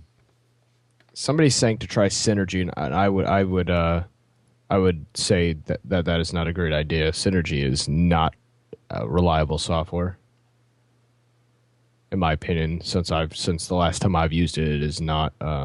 When's the last time you used it? Like 5 years ago. Oh well. Come on, Nick. Things change. The software wasn't reliable. It would drop connections all the time. That's why you started using Input Director. Synergy is good for Input Director's Windows only application. Yeah. And Input Director is a Windows only app, and Synergy works between Apple and Windows. So that's why people use Synergy. But if you're on Windows to Windows, that's why I normally recommend Input Director. But I could be wrong. But last time I tried Synergy, it did not work. Well, it worked fine. I mean, it would work fine. I mean, Jason's really weird, but he knows his computers. Yuck, yuck, yuck, yuck.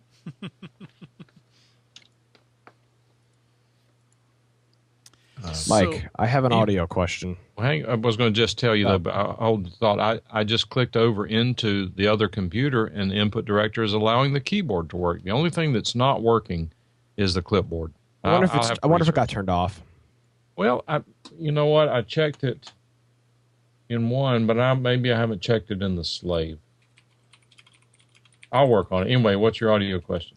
All right, so I plan on going to an event next year, and I need a wireless microphone. Oh. Yes, very expensive. What would you recommend at a reasonable price point? Well, there's not a good answer to that question. Oh, that's unfortunate. Unfortunately, in fact, what I was going to do just for yesterday, just for the heck of it, I bought a Canon HF G30, which has a stellar picture on it. I don't know anything about it yet, but I used it to record my son's graduation. I thought about using I have a Sennheiser EW122 wireless microphone system. Okay. when I purchased it, I bought the battery, the wall wart receiver. Knowing that I would not have power, I decided I was going to then get a compatible battery-operated receiver for my camera, since I've spent all that money on the camera. Unfortunately, the battery-operated receiver is $400. Yeah, that's the Sennheiser one. Yeah.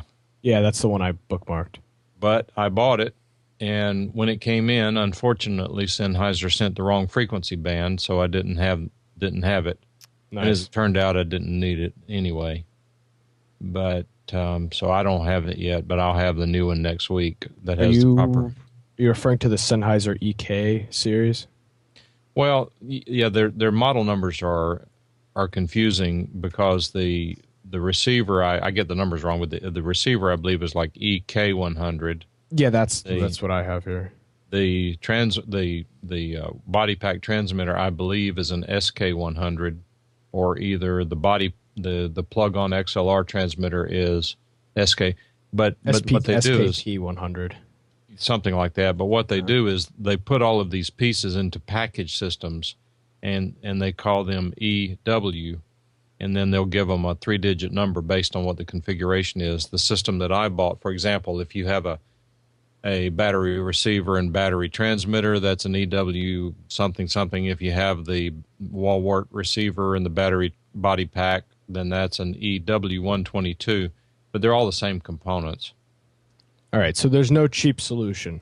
I don't think there's a cheap solution. Someone somewhere purchased and I'm not recommending this before I even say what it is. If you buy this and you don't like it, don't blame me. It's not my problem. I don't care. I didn't recommend it. But somebody somewhere purchased an Adzen, ADZEN, wireless system that actually has 2 channels. You can actually send 2 wireless mics to it and record. I forget exactly how it works, but it has 2 channels. But anyway, you could record 2 audio sources at one time, so you could actually record two. I don't know if it's 2 wireless mics or what. There's some dual something to it, but that also brings up the point that most video cameras will actually allow you to record 2 audio sources at the same time, so that you can record the wireless mic as well as the on-camera mic, in case you want to do some switching in post between the two for whatever reason. Yeah. And that's something to look into. But bottom line is, I cannot recommend. I mean, went through this with Steve at the Tech Buzz because he was going to NAB, wanted a wireless microphone. Vance has Sony wireless systems, and they work really well. But they're expensive. Well, it depends on what you mean by expensive. I mean, like $800 is expensive. Well, I think you can get them for like $600. Well, together, I mean, I'm looking at this. The receiver is $430, and then the plug-on XLR little unit thing is like $350. So that little deal there is expensive. Yeah, that one that clips on, or the XLR piece? Yeah, that's an very expensive expensive. one. What I bought with my body pack, what I bought is an XLR cable that allows me to use a standard mic into the body pack. So on camera, you're sitting there holding a mic with a cord on it, but it's going to a wireless body pack on your belt. Okay. So that might be the better solution. Over again, I have had to do over again. I believe, just based on the results that Vance has had, and I used his units one time. If I had it to do over again, I probably would buy the Sony unit. All right, I'll take a look at those then. Just educate yourself on them and be prepared to spend some money. The good news is that unless you screw up like I did, once you buy them, they should last you a long time. Yeah, the only problem is I'm never going to use these things again. Then you should rent or borrow one. That happens all the time. There are companies all over the place that rent these things out, and they're not cheap to rent, but they're not cheaper than buying. It's much cheaper than buying. Yeah, I'm not sure if there's a place locally that does that, but I can look. And I mean, I'd even ship you mine to use if I can figure out how to get it working. So yeah, no, that's fine. Yeah, Nick, it doesn't have to be local. I mean, I understand it doesn't have to be local, but I mean, then again, I'm paid for shipping and stuff too, so you never know. I mean, you just have to see what they want it, how much they want it for. And then really consider a very long cable. No, the problem is with the cables. People are idiots and walk in front of your shot and trip over your mic cable and destroy your camcorder. Yeah. They'll rip the mic jack right out of the camera. Helium balloons to hold it up in the air. Yeah. Get a Mac. But the reason I'm looking at wireless is because Steve Haywood did CES in 2012, I believe, 2011 or 2012, and he did the wired setup. And he said it was a total disaster because people walk through your camera shot because they're stupid, and they're tripping over the cable, and it's just he said it's not ideal. He said you should go wireless. Well, Vance, as far as I know, has done all of his wireless, and he has the Sony system. He has, of course, Vance is made out of money. He's got the plug-on XLR transmitters as well as the body packs. I mean, he's got two systems, two or three systems actually, and I think that my school has a wireless, and they should loan it to you. Yeah. Pretty sure we do. Now that I think about it, actually, no, I'm 100% positive they do. They've got the clip-on thing. My broadcasting teacher has one. Two caveats with any wireless system.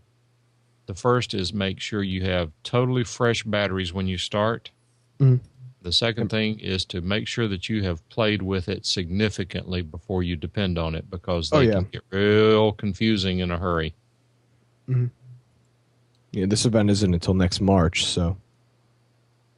Well, I would use the opportunity to do some testing with them, because it's just like anything. Once you're used to it, it's a piece of cake, but it can get really confusing whenever it's time to start shooting. Mm-hmm. It'll come together. Don't worry, Nick. I don't know why they're so expensive. I mean, is there any reason behind it, Mike, or is that? Well, yeah, these are professional pieces of equipment. You can buy cheap wireless microphones, and then you come back and say, well, I lost the shot because the wireless microphone was all breaking up and crackling. Yeah. This is professional equipment. There are television stations that use these Sony and Sennheiser systems. Mm-hmm. Now, if you want to see what a real wireless microphone system is, then look up Lectrosonics, Lectrosonics, Lectrosonics. But just the body pack transmitter will cost you $2,500. Yeah. But these things sound the same as if you have a wire running to your microphone. And for video, as you know, audio is not important. And for video, if you're an HD TV station or your public television station on government money with unlimited funds, then you go out and buy one of those. But if you're going to be at a convention or if you're going to be internet broadcasting, you don't need to spend $2,500, $5,000. If you want to see something really interesting, again, on the wireless microphone subject, if you've ever seen American Idol, if you see on there these microphones that they have, these are Sennheiser 5000 series wireless microphones. And that one, it's been a while since I looked at the price, so you can make a liar out of me. But if you look at the 5000 series, SK5000, I forget what they call them, Sennheiser wireless microphones, I mean, you're going to spend $3,000 to $5,000 per microphone when you include the transmitter and the receiver. But if you're doing American Idol with millions of viewers on a network station, you don't care about spending $5,000 for a setup if that's going to give you the best results. Yeah. I hope you can get insurance for dropping it. They don't care. They had on last week. I don't want to do any spoilers in case anyone hasn't watched it, but if you haven't, not up to date, then this shouldn't be a spoiler. But one of the final contestants on the show, actually from North Carolina.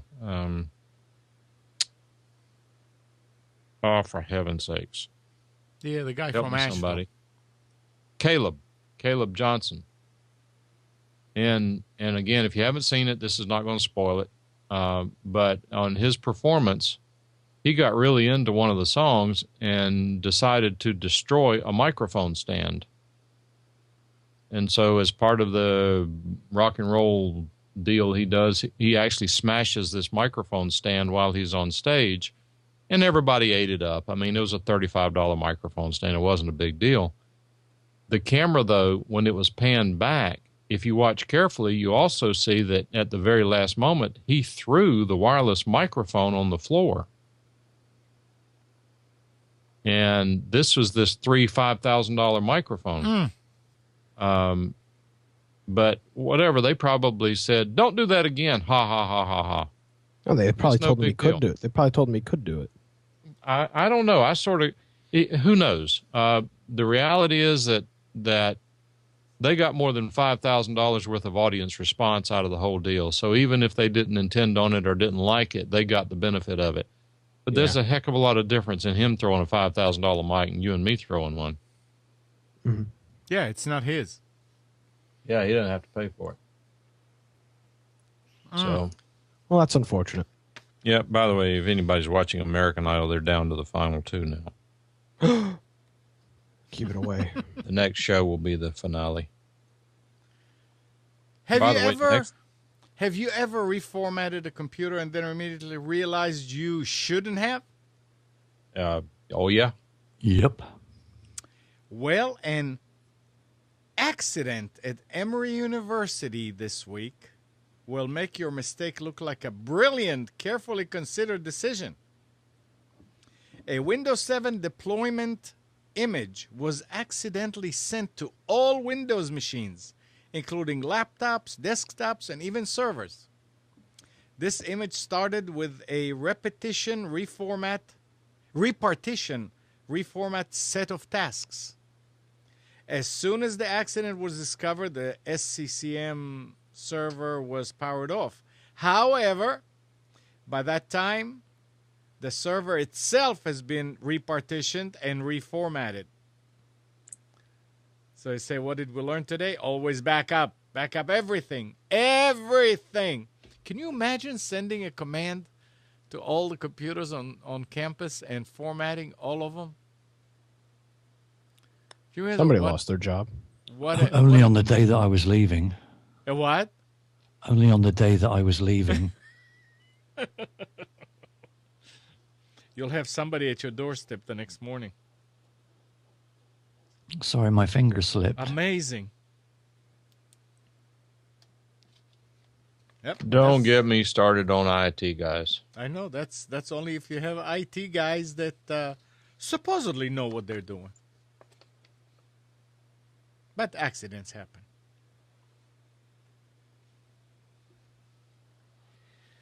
Yep. Darn those IT guys. So we were talking about Hangouts and all that yesterday. It said Google has released a Hangouts extension to Outlook to help schedule calls using the service. The move appears to be in order to allow those that don't use Google's web interface as their primary email client to schedule meetings from Outlook directly, rather than jumping into Google Calendar to schedule calls. It also aims to help those that have rolled out the Chromebox to schedule meetings using the devices directly from their inbox. The Hangouts extension for Outlook doesn't appear to support chat, instead opting to just help these users schedule video meetings on the service much easier. The integration is similar to that of Microsoft's Lync product, which allows Outlook users to add video calls directly to calendar appointments. I guess this will only work for, I would think, for the latest cloud-based Outlook, but they don't mention here which one or what.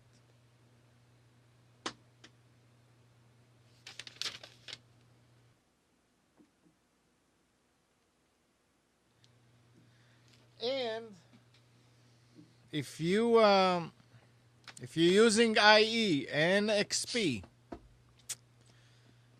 last week we thought that okay, everything is okay with IE now that Microsoft issued the patch a couple of weeks ago. Well, there's again a vulnerability, and this time they are not. They're saying we're not going to issue a patch. They said that the one that they issued earlier this month was a one-time thing. So the advice is dump IE if you're still using XP. Do not Dump even IE if you're start. using it anywhere. Well, I mean, especially on XP, dump it. Get a Mac. Use wire. I don't know. Firefox, Chrome, Don't Opera. use Chrome. What else? I said don't use Chrome. Don't use Chrome. Chrome is getting really bad. Yeah, crashes a lot. You need Mine to doesn't dig out crash, your it's old just version slow. of Netscape. What is it, Steve? So you need to dig out your old version of Netscape. Yeah. Well, what was that first one? Before it was Netscape, what was it? Shoot. Oh, I gotta find that. Anybody knows in the chat what it was? Mosaic. Mosaic, that's it. Good on you, dirtbag. Yeah.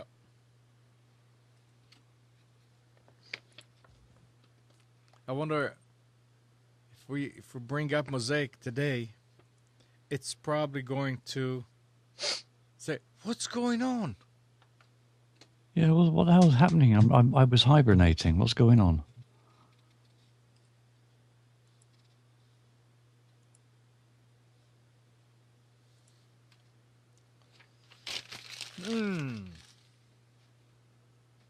What else? Guys, our number is 919-518-9773. Computers 2K voice on Skype if you want to call in, participate, make a comment. I think I've figured out how to break a lot of these cyber whores who grab all domain names and hold them hostage. Okay. Make up a first name, last name, register it for a year for $1.99.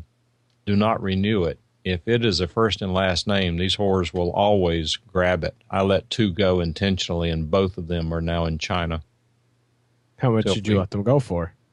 Oh, I just didn't renew them. Oh. And they grab them thinking that they're going to hold somebody hostage for the name. Yeah, they think so. And if we want, they think you failed to renew it. I intentionally did not renew both of them. And so if we set them up, I mean, they've got, how much are these guys paying to register these domain names? They've got to be paying $4 or $5 a year, even with more the than bulk $4 or account. $5. So, I mean, they've got to have some sort of wholesale sweetheart deal. I mean, this last one that I let go is registered in Panama. So if we just keep loading them up and so that they've got all these names that nobody wants, and eventually it won't be as profitable for them.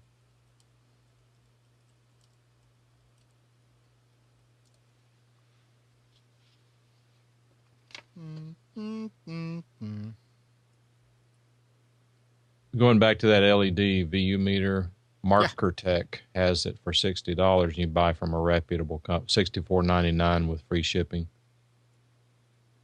And it's a reputable company. MarkerTek, markertech.com. It's a major professional distributor.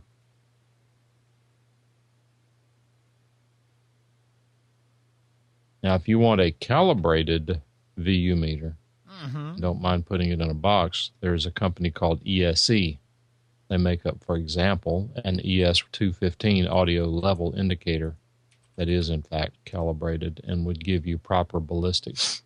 And as I mentioned, instead of 15 yellow LEDs, it has 1. And it goes from green to yellow to red within 3 LEDs, which I think is a little low. I think it ought to have 2 or 3 green yellows, but 1 is fine, because that way you could say, hit the yellow, don't hit the red, and you're going to get pretty precise level control. The disadvantage of this meter is that you would have to mount it in a case. You may have to provide a power supply, and you would have to have 2 of them for stereo.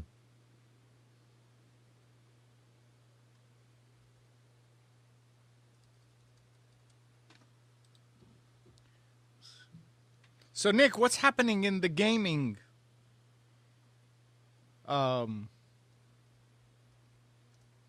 world?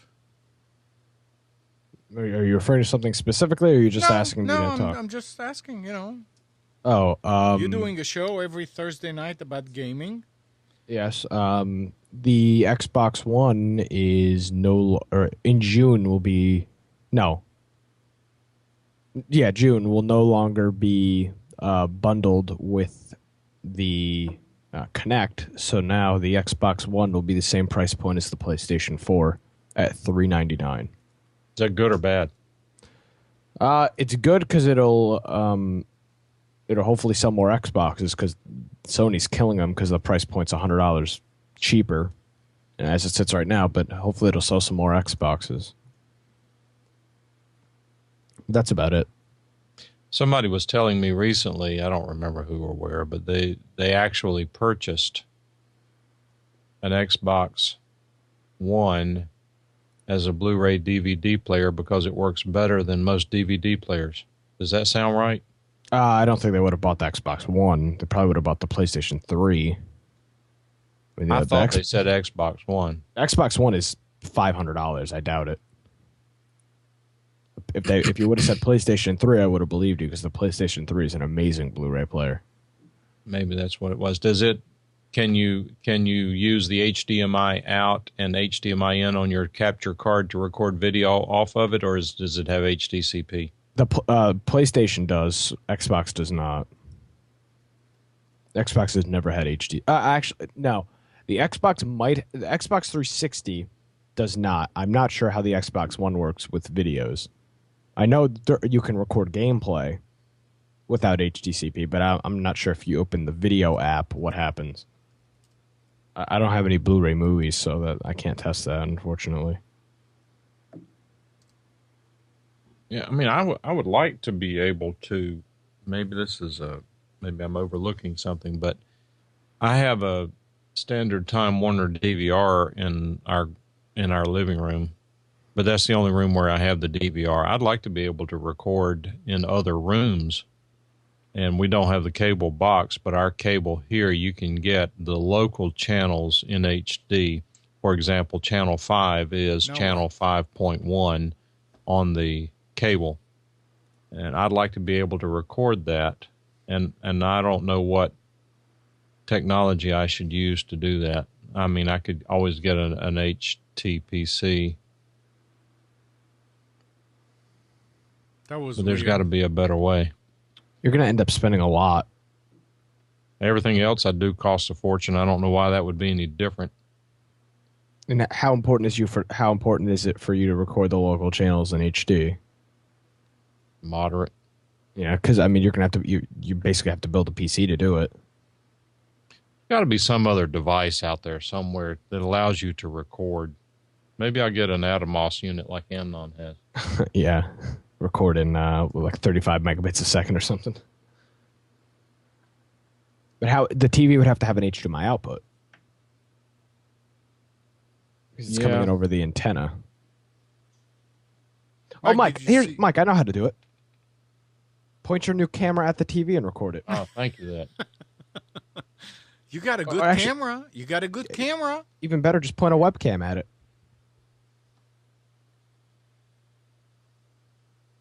Amnon sent me a link to a VU meter on eBay by 123dj.com. That is the worst looking piece of garbage I have ever put I mean, this thing is horrible looking. But I mean, I don't know, does it have any technical thing? I didn't spend. I haven't read it yet, but it has blue LEDs, green LEDs, and red LEDs, and apparently the same number of each one. Well, that doesn't make any sense. And not only that, but it is a reconditioned quote-unquote unit. These things, they all have, the inside, most of them have a National Semiconductor LM3914, 3915, or 3916 series of LED drivers. It's not complicated technology, but they don't spend time calibrating them. For the most part, that's fine. But this unit, I mean, if if they made, and you're not looking at a picture, this won't make any sense, but if all of the blue LEDs were replaced with green LEDs such that the green LEDs went from the left all the way to about 2/3 over to the right, if they changed the first 1, 2, or 3 red LEDs to yellow LEDs, this would be a killer unit. But this color scheme is totally non-intuitive, and anybody who knows anything about audio would look at it and consider it to be a light chaser. Well, it was just interesting when I saw it. The price was interesting. Tim said that Xbox One works with Blu-ray. He has one, and then Nick asked if you can record via a capture card. That would be good to know.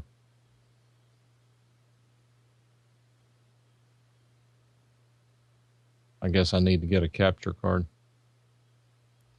Well, there's even a worse one called the Pile Pro 8. Oh, 8 outlet. 8 outlet. It's got a whole bunch of blue ones, and then it goes right away into red. I don't know. They're different ones. I mean, I was trying to find out to make sure that what the note that I put earlier about the fact that they're available on eBay. The American, what was it, American Audio? They're still there. They are still out there.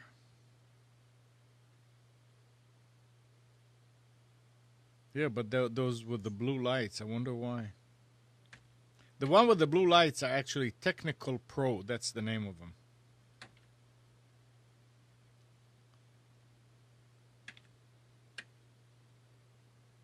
It's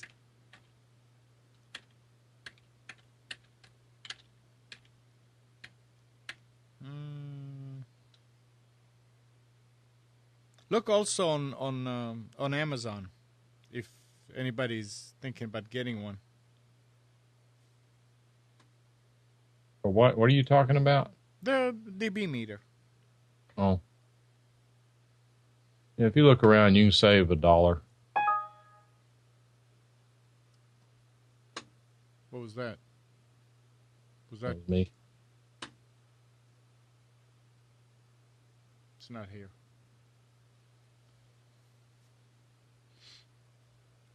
What else? I don't know. I had something else, and I don't remember what it was. Okay. It'll come to me.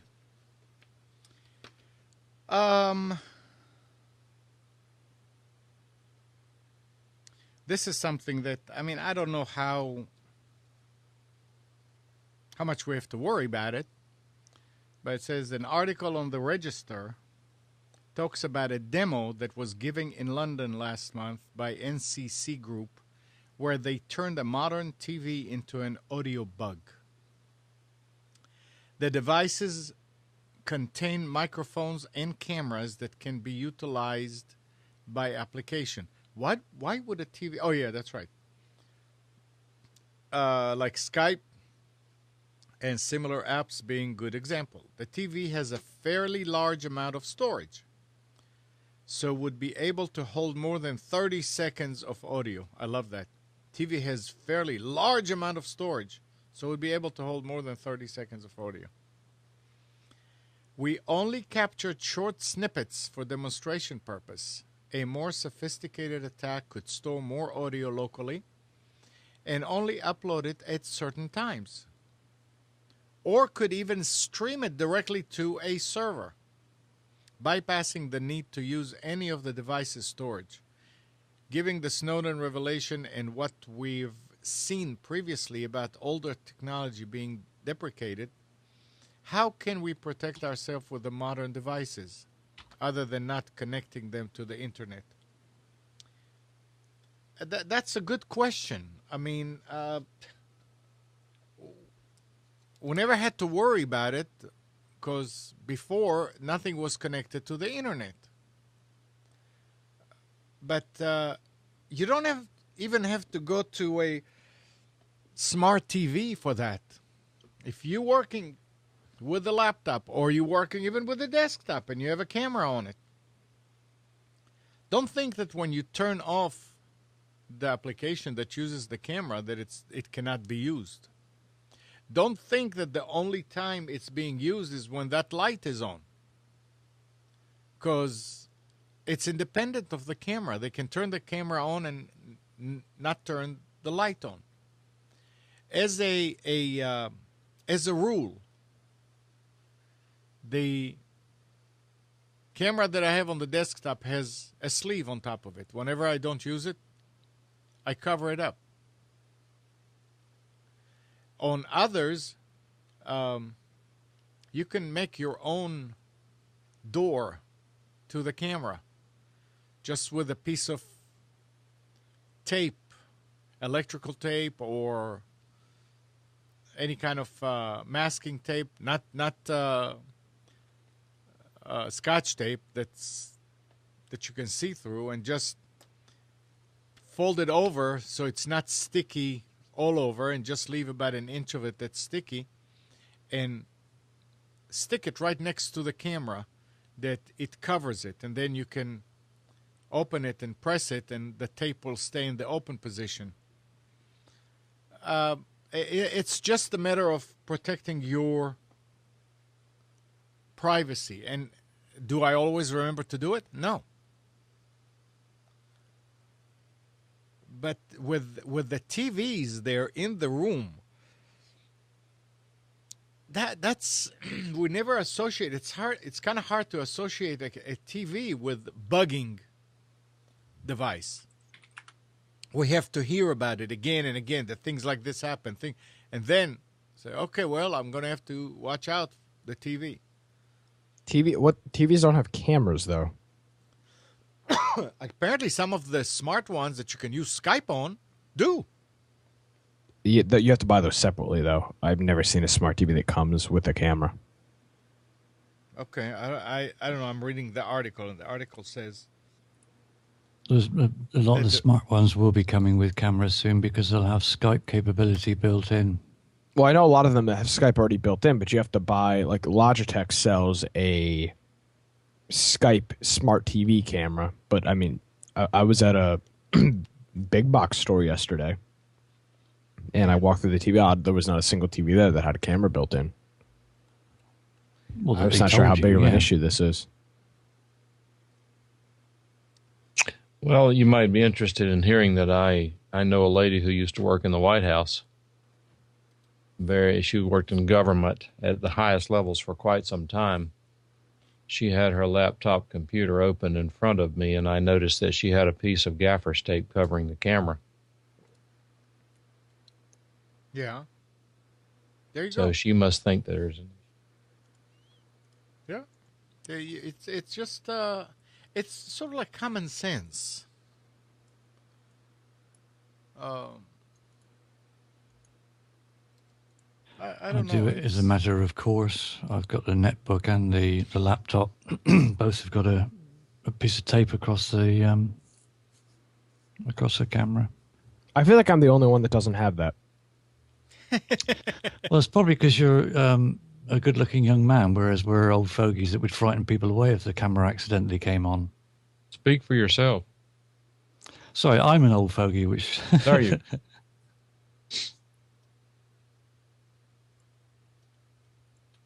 No, there's actually the problem is I know another guy who is really concerned about cameras and cell phones and things being turned on and monitored, and I've told him repeatedly I wouldn't worry too much about it. And of course, he's also the one who told me about 3 years ago the government's listening in on all your phone calls and emails, and I told him that was silly.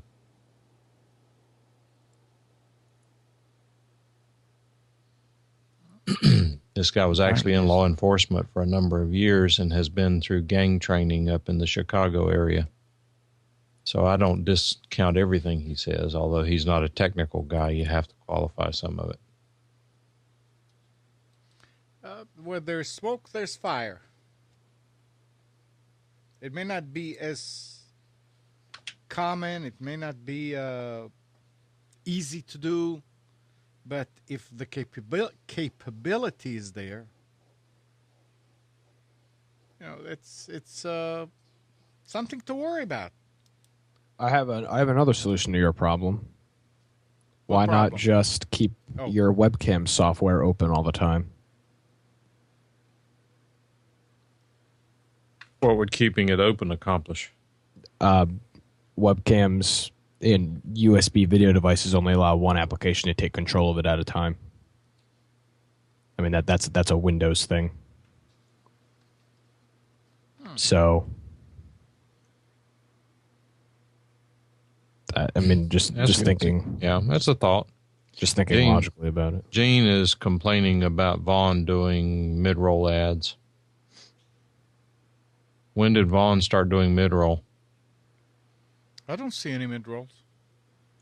I'm monitoring it on. Well, if you have, what is the name of that program you can put in Chrome that keeps them from popping up? AdBlock Plus. Yeah, Does it block the mid-rolls? I'm not sure, but I wouldn't recommend running that plugin Gene, Why? the only because you're time stealing from the content creators.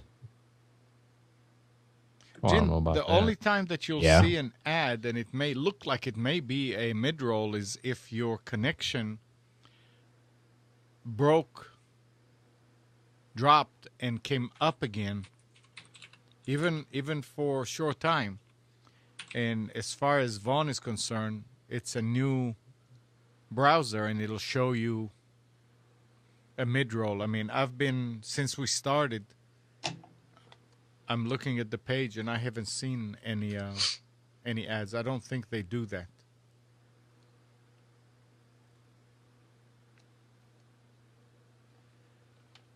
Listen to that one. According to Glenn Greenwald, reporting in The Guardian, a June 2010 report from the head of the NSA's Access and Target Development Department is shockingly explicit. The NSA routinely receives or intercepts routers, servers, and other computer network devices being exported from the U.S. before they are delivered to the international customers. The agency then implants backdoor surveillance tools, repackages this device with factory seal, and sends them on. The NSA thus gains control to entire networks and their users.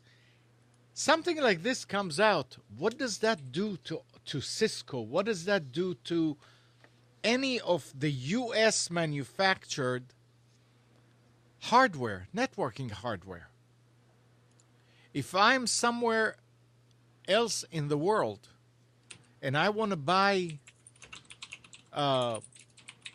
networking gear, I would stay away from American made. Now, of course, Chinese are doing the same thing there. It's a problem. I mean, did these guys ever think that this could destroy industries?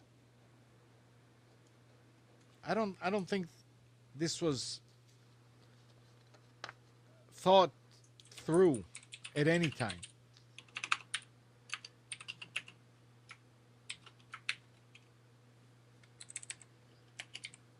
Hey, Spence.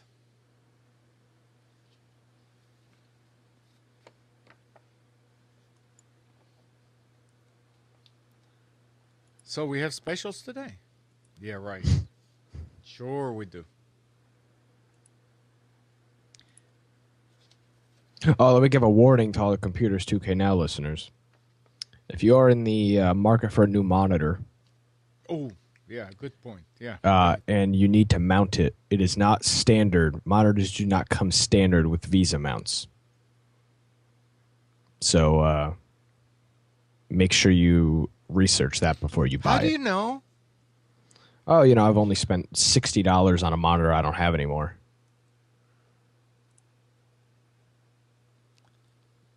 Nick bought one, was going to install it.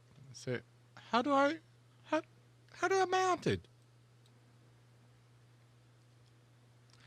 Yeah, it happened here too.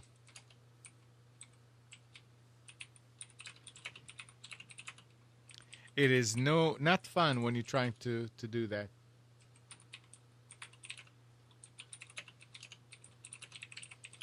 Let's see what else we have here.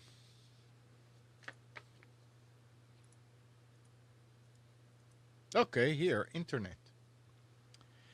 $5 doesn't sound like much for a day of internet service in some contexts. It's less than you might pay for in-flight and less than a few espresso drinks if you are lured by a coffee shop Wi-Fi service. But not all internet service is created equal. Would you pay $5 for a month of in-car internet service if it meant a 200 meg cap,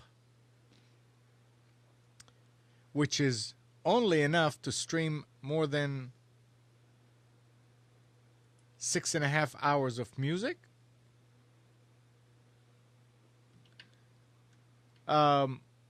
That's where a new dedicated internet service from General Motors starts. Also at the Wall Street Journal, and it's $10 for drivers who aren't also OnStar subscribers. Probably a more likely option for the occasional road trip, though, is $5 per day service, no OnStar requirement, for 250 megabytes of data. Why wouldn't someone just use a smartphone with a data plan or a dedicated hotspot device? Because nobody can afford them. What? Nobody can afford them. I don't know. GM thinks they'll be drawn to a powerful antenna that's stronger than that of a smartphone, along with a Wi-Fi hotspot that operates without draining a mobile device battery. That hotspot is I on kind time. of. I'm sorry. No, it just says that hotspot is on anytime the car is on. Well, did they hear about plugging in something into? I don't know. Go ahead. No, I wouldn't even try to stream music or anything from my phone. The wireless service is garbage. I'll have 4 bars of 4G and a 64K audio stream will drop. I mean, there's just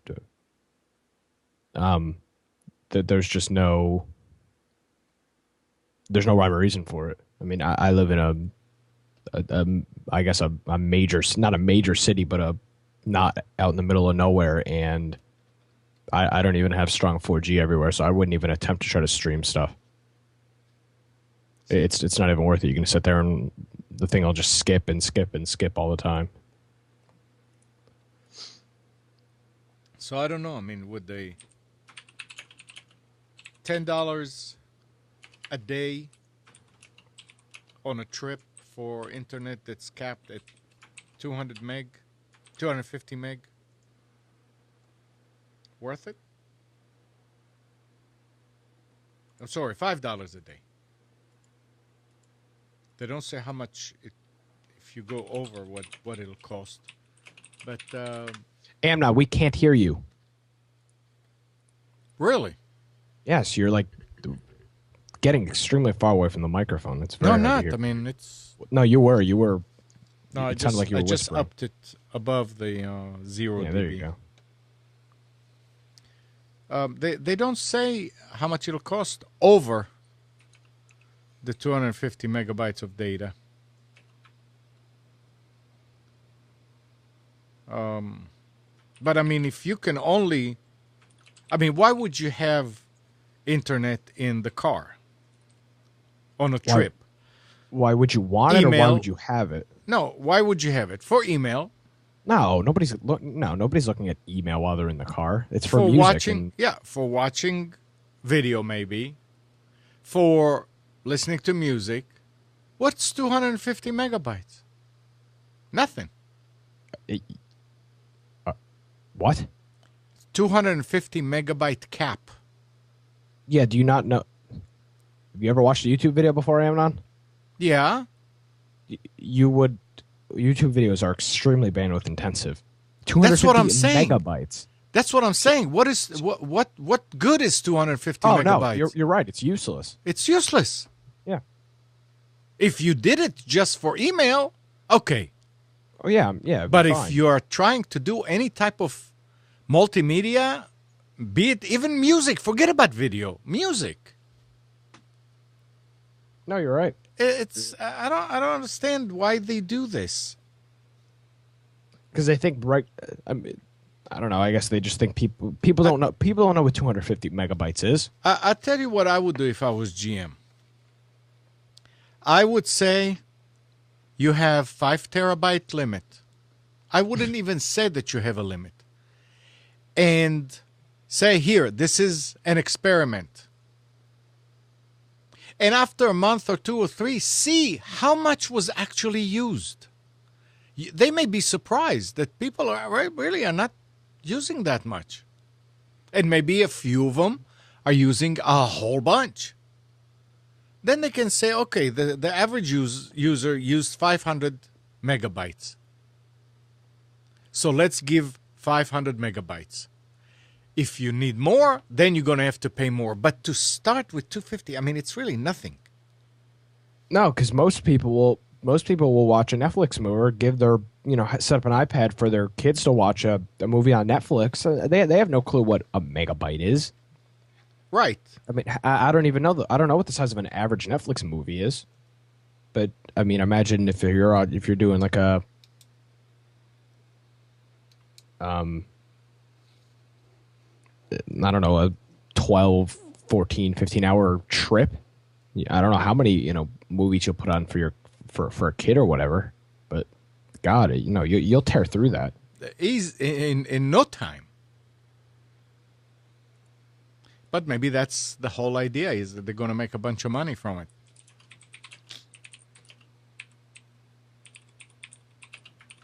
Anything happening? Steve, are you still here? Certainly do be. You guys still have it over there where you can walk into a local store and buy a top-up card for cell phones? Yeah, you can buy them anywhere. You can buy them in the corner store, little mom and pop, and on the corner, go and buy a pint of milk and we'll have a top-up, please. Is that pretty much the most popular way to buy cell phone time now, or have you guys gone to a subscription model more like we have here?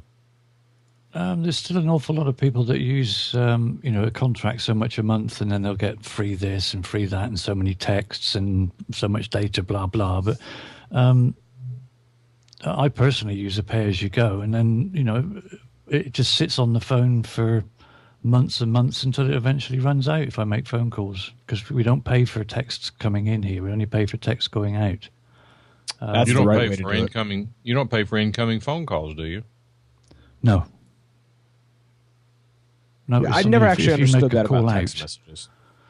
Well, it does seem a bit daft to us because, if you can get unsolicited text messages that you've then got to pay for that you didn't even authorize or know about. I think it's only in the States that we pay for both incoming and outgoing on the same phone. Only Think in the about US how of that A. works. The person that's sending it is paying for it, and then you're paying to get it. Yeah. I mean, that's ridiculous. Yeah. Well, this number is about 5 years old, but it's only gotten worse since then. The markup for text messaging for the telephone company is in excess of 20,000%. Well, now it's unlimited. Most of the carriers. I think internet is going, or I guess mobile internet is going to go where text message went. These companies to charge it. God, Mike, how much for 1,000 text messages? How much for 500? I mean, it was ridiculous. It's like $20 for 1,000 text messages. Or Well, that's they're doing probably the same thing with bandwidth. I mean, look what it And costs to go over your that's- bandwidth cap. That's what I'm saying is that now everybody's just making it unlimited because people refuse to pay for it. Apple introduced iMessage, which totally killed their text message model. So now when you buy a phone, or I'm sorry, when you buy a plan, if you have like any plan with internet, text messages is always unlimited. And I have a feeling mobile internet's going to do the same thing. People are going to find ways to stop paying for it or whatever. It's like That's over called here Wi-Fi. with the roaming fees. If you were to roam across Europe, they used to charge an absolute fortune to give you the ability to roam across Europe on whichever network you happen to be. And now the organisation that is that polices, if you like, or that monitors what's going on in the cell phone industry, has basically given them a big slap and said, "Look, you've got to stop doing this because all it is pure profit." And you either stop doing it voluntarily or we'll force you to stop doing it. And I think it's coming up sometime later this year, an agreed date where that's it. You can't charge a massive roaming fee like you were before. Disgusting. And it's like you say as well, the text messages or SMS messages, whatever, they were raking in a fortune with that in order to create the infrastructure and put up the cell towers and all the rest of it. But once that was done, they should have then said to people, okay, it's a cent for sending a text message or whatever, instead of like 10 cents that it was, or 10 pence over here that it was. We've made enough money now, we've got the infrastructure in place, and now you can reap the benefits of paying a fortune initially. Now you can have it cheap. They do that same scam over here with toll roads. North Carolina, only in the last few years, has its first toll roads. And the way these politicians say is that, we've got budgeting issues. We're going to put this toll road up there. Once this road is paid for itself, then we will remove the toll booths. Right. Give me the name and address of any toll booth that has been removed in anywhere. Right. I mean, it has happened in some places, but it is such a rarity, it's laughable. And because what they do is then whenever this initial money is paid back, now the road has got to be resurfaced. We can't cut that. Money to government is opium. No, you have to have it. Once you've got it, or once they've got it, they just want more and more and more, and don't give a monkey's the way they get it. Now it's because we have to maintain those roads. Well, we pay a road tax over here. Right, and we do you have too. to buy a disc to put on your car. And it used to be that, they would maintain the roads fairly quickly if you ended up with a pothole, because obviously your weather's... like ours over here, it's very cold in the winter and warm in the summer in certain parts. Well, certainly in the north, but they don't fix the potholes. Before, you would have a pothole, and normally it would be fixed within a week or two.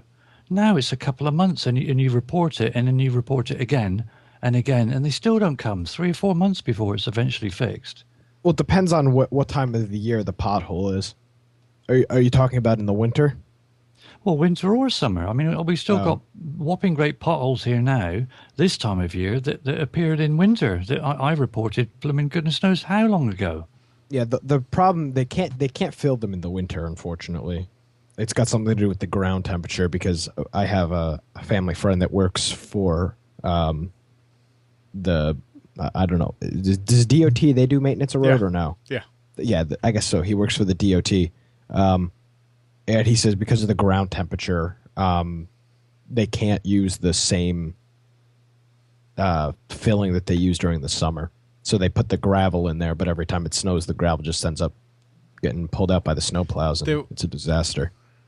There was a story that I just glanced at on the news about a guy that got tired of the pothole in a route that he always took, that one day he real quick stopped the car there, took out the plant from his car, put it in there, put dirt around it, and kept on driving. I think he got arrested. But he potted a plant in there. He planted the pot in there. That's what it is, right? Pothole. Well, I notice it more now that I've been riding a bike a lot more recently, that you don't notice it so much when you're in a car. You sort of get a bump and you think, well, a stone in the road or something. But cool, when you're on a bike, that really does rattle your bones.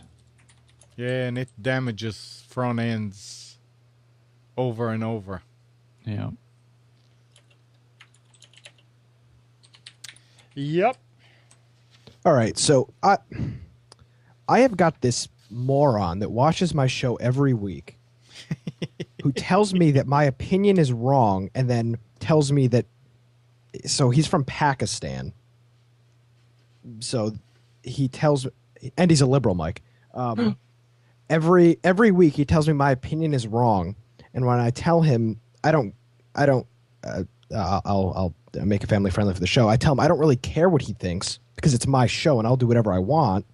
He tells me that he's asking me if a debate is an American word.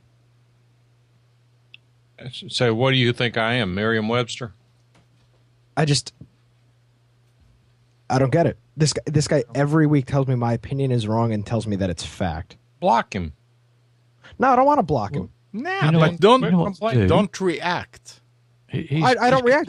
I keep answering his questions, and then Nah. then he gets to the point where he can't say anything else. So he'll go back like 4 tweets and create a grammatical error I did, and I'm like, oh, thanks for proving my point there. Well, if he's complaining about your opinion, all you need to do is say thank you for your opinion. Yeah, but he keeps going. It's like really bad, and now it's a But comical thing. Don't retaliate. my He's saying that co-host, your opinion's wrong. His yeah. his opinion, is valid. He's allowed to say what the hell he wants. Just don't go back to him. Thanks for expressing your opinion, and then that's the end of the matter. You've expressed yours. He doesn't agree with it. He's expressed his. Bye then. Thanks for your input. Now, what were we talking about next? I walked into the living room yesterday, and Kathy and Donna were watching George Carlin, and apparently it was one of the later shows because he was old in it, and he was talking about rights and all that. And one of the things he was saying that we have the right to our own opinion, and if you don't agree with somebody, you tell them, in my opinion, you're wrong. But you can come back and say, well, my opinion that you shouldn't have an opinion. That's George Carlin. So just don't fall for it, Nick. I'm not falling for it. Yes, I'm you not are. falling If you for it. start going and telling him, oh, it's my show, and that's he's getting you, and that's He's where engaging you. I'm finding Yeah. that he's engaging me. I Nah. like the I enjoy the feedback. No, it's not feedback though. This is Now, flaming. some of his stuff is feedback, but then he gets to a point where I don't know. We just joke around about it now. Okay, well, if you're joking, and that's Jake, fine. And Jake and I do it. Jake and I do it for a comedic standpoint. You know, it may be Andrew for all you know.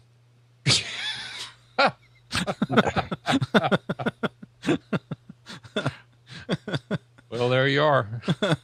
You should see this guy. He'll have a 70 tweet conversation with Microsoft support, and they don't even respond. Like he'll just 70 tweets. It'll be a whole conversation with a company that doesn't care about him. See what It's unbelievable. See what Dr. John is telling you Yeah. in the chat. Ask him what they do with people who disagree in Pakistan. Yeah, Or, and then I'll excuse me, Pakistan. be labeled as a racist. No, you're not. I'll be labeled as a racist. No, that's a cultural thing. I mean, Yeah. when you disagree in Pakistan, they cut your hand off. No, that's when you steal. Oh, well, same thing. We can call Dexter on them. So, Mike, you weren't here last week when I was talking about the Amazon patent. Mm-mm.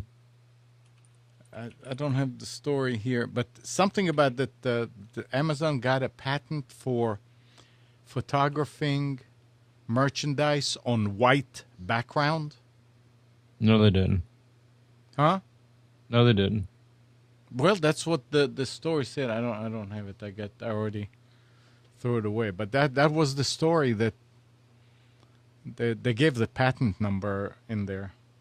I was gonna use it in the very beginning, but I forgot. Yeah, I'd like to see the patent number It's and if amazing. anybody can find it. But I can absolutely, unequivocally, without any fear of correction, assure you they did not get a patent for photographing a white image an image with a white background. Yeah, they were talking about something that they don't need to Photoshop it. It's their way of doing it without any. Right. Now, there may be those may be elements as part of the patent, but you can still go take a picture with a white background all you want to, and I have not read the patent. Okay. Well, maybe I'll find it, and it's interesting. It was interesting. I say, what the world is going on here? There can be an interesting twist to it, but Nick, you talk about people aggravating you. I really try to help people too, but it's getting a little overwhelming. I'm getting questions, stuff I wrote about 2 and 3 years ago.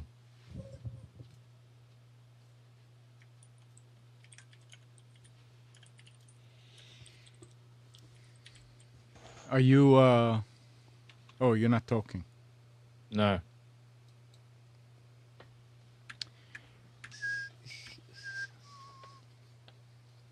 Now, Windows 8.1 users who haven't yet installed Update 1 now have an additional 30 days to do so. Or they will no longer receive updates for the operating system. Oh, I'm sure. When Microsoft first released Update 1, users were told they had until May 12th to install it. And there is a Spence. Where am I? Ooh, that's There? bad audio.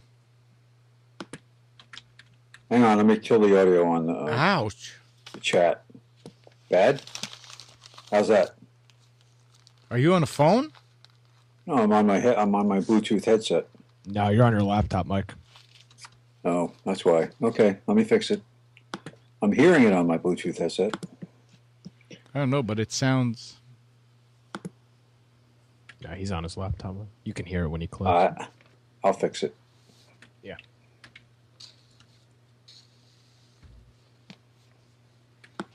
Would it be okay? So this guy just made a war reference. Would it be racist to say something like, Yeah, never mind. Mike, you knew I was you going have with to that one? ask that question. Generally speaking, the answer is yes. He said. Good thing that this doesn't involve guns. And I was going to say something else, but Is that more better? He's trying to see... there you go. That's more betterer. Good. All right. Much betterer. Good morning. Better. Hello. Hey, Spence. How's it going? Can you raise the level a little bit? Sure.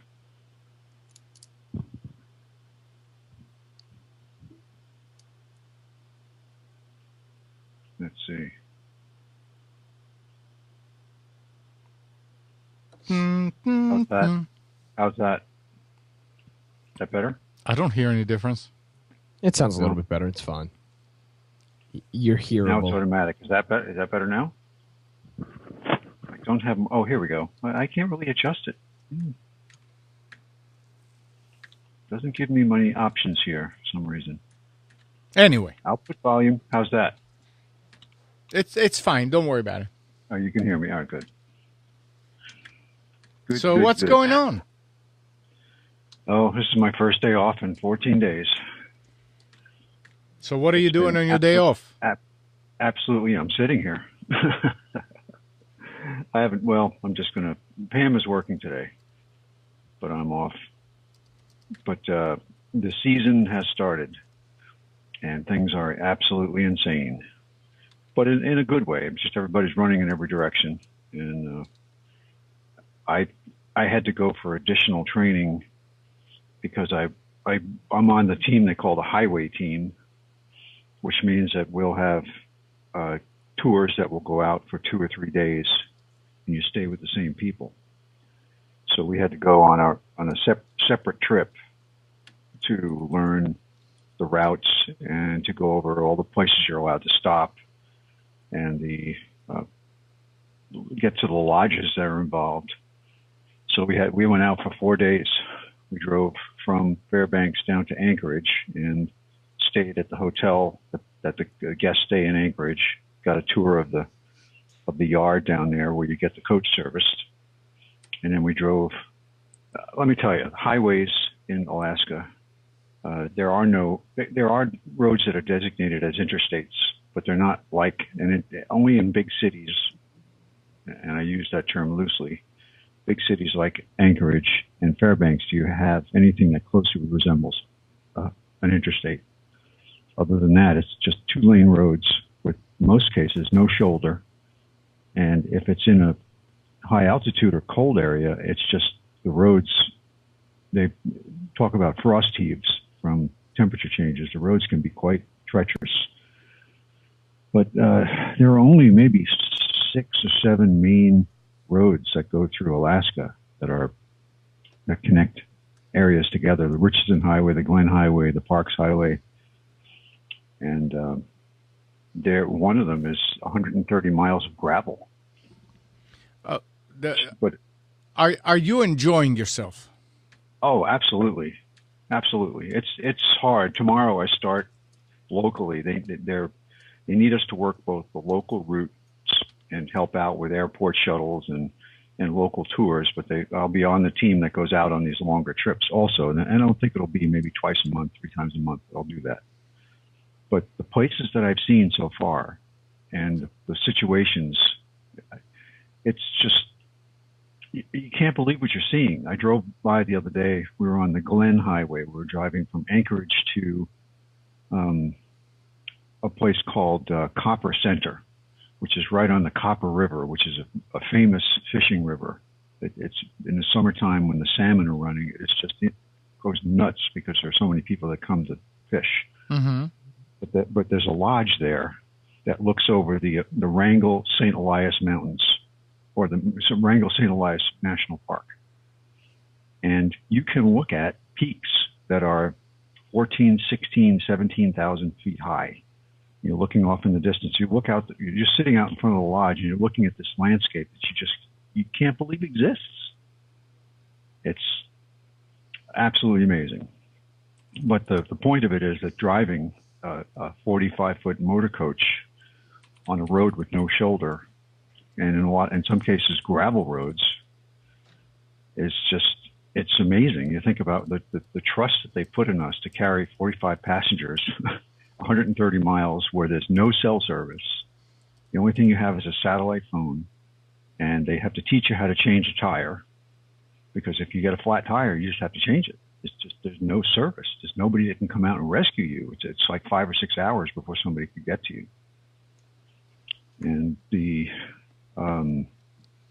places you stop along the way are what they call they're old roadhouses. When transportation was done by horse or by sled, when the wintertime, when the rivers would freeze over, the only way to get around was by dog sled or by sled drawn by a horse. So the transportation system here was... Spence. Yes. Is the mic on... Where's the mic on this headset? It's on my ear. The mic? It's on a little boom next to my ear. Oh, so it's not one that's in front of your mouth? No. All right. You still can't hear me any good? Oh, no, we can hear you, but it's those S's are driving me crazy. I'm almost ready to get up from here. Oh. And I heard, and Jeff was saying that Spence's moose meat pop filter.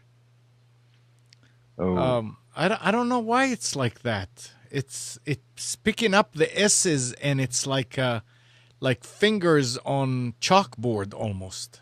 Oh. It's like whistling the S's, isn't it? It's what? You know what?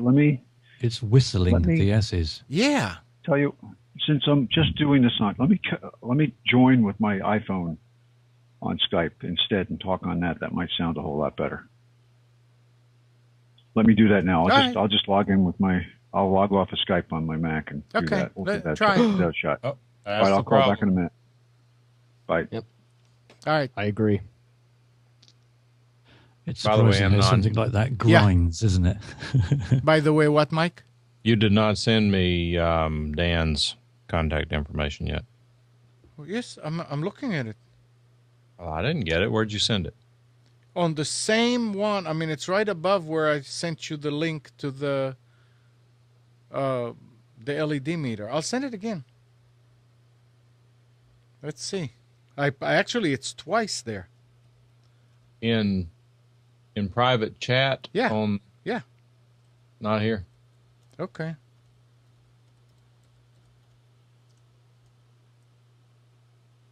Oh, there's something wrong with chat. Hang on a minute. Because it's not even showing my name in chat. I just sent it to you again. You may have to do it a third time. I'm gonna do it again. Wait, Amnon, are you sending on Skype or in chat? No, in chat. Got it. No, I got it. In the web chat here. Oh, okay. Yeah, if that works. That may not work. I'll try it. I'm sorry, y'all go ahead. No, I mean, I thought you were going to say something about those S's. I mean, it's really. I mean, I cringe when I hear. I've given up complaining about audio. How does my audio sound? I mean, Great. Your audio is fine. I mean, when I sit here, and the 24/7 is going on, if I sit in my office, all I hear is just when Computers 2K Now comes on and Spence is on, I hear those S's. I get up and I go to the next show. I bypass Computers 2K Now because it's just I don't understand why it's doing this, and it's only happening with Spence. It's got to be the headset. Yeah. Because the old ones are okay. I think he said the one he's using now is a Bluetooth headset. Yeah. The one that he used to use when he was away somewhere else. I think it was a Logitech he used to use, wasn't it? Which wasn't Bluetooth. I'm not sure which one it was. I don't know why he's not using the same thing. There he is. All right. Is that more better? No, you keep talking and we'll see. I mean, the S on the so was fine. I'll just leave out all the S's. You'll leave out the S's. Can you fake a speech impediment? Yeah. If you pronounce them all as Z, then you'll be fine. We were wondering, why aren't you using the same headset that you used while you were here? I didn't bring it with me. Oh. I was seriously weight challenged in my stuff that I brought. Could only bring 2 large suitcases, and they were like pushing 49 pounds each, so I had to really watch it. And maybe I'll have it sent up. But to be honest, it wasn't a priority at the time. I think about it now. I think there's probably some things I would have not brought and other things I would have brought with me, but haven't actually. I had to go out and buy a lot of stuff for the job that I didn't expect to have to buy. But I'll tell you about that in a second. But what were we talking about? What was I describing? Driving on these highways and the roadhouses back. Having to change the wheel. Yes. Yesterday we went through a class, and on a motor coach, it's got 3 wheels on each side in the back. A double wheel and then a single wheel. And you have to be able to change the inner tire if it blows. And you've got to get under the coach and jack it up and take off like 12 lug nuts, take one tire off, which the tires themselves weigh probably 150 pounds each, tire and wheel. But it's daunting. But the places that we've gone, there's one road that's called the Denali Highway, and it cuts directly across from west to east. And it is 130 miles of gravel road. And you're out there, and literally you stop at a place to have lunch. It's called the McLaren Roadhouse, or the McLaren Lodge. And it's at the base, the river that comes off of the McLaren Glacier. And you stand there and you look at the water going by, and there's ice in it still, because you're in the interior, significant altitude, and the temperature's just not that warm. And you look, the glacier's 20 miles away, and you can still look right up the river, right up to the base of the glacier, and you see this enormous thing. And you say, oh, that looks big. and you find out that it's 30 miles long, 6 miles wide. Just incredible.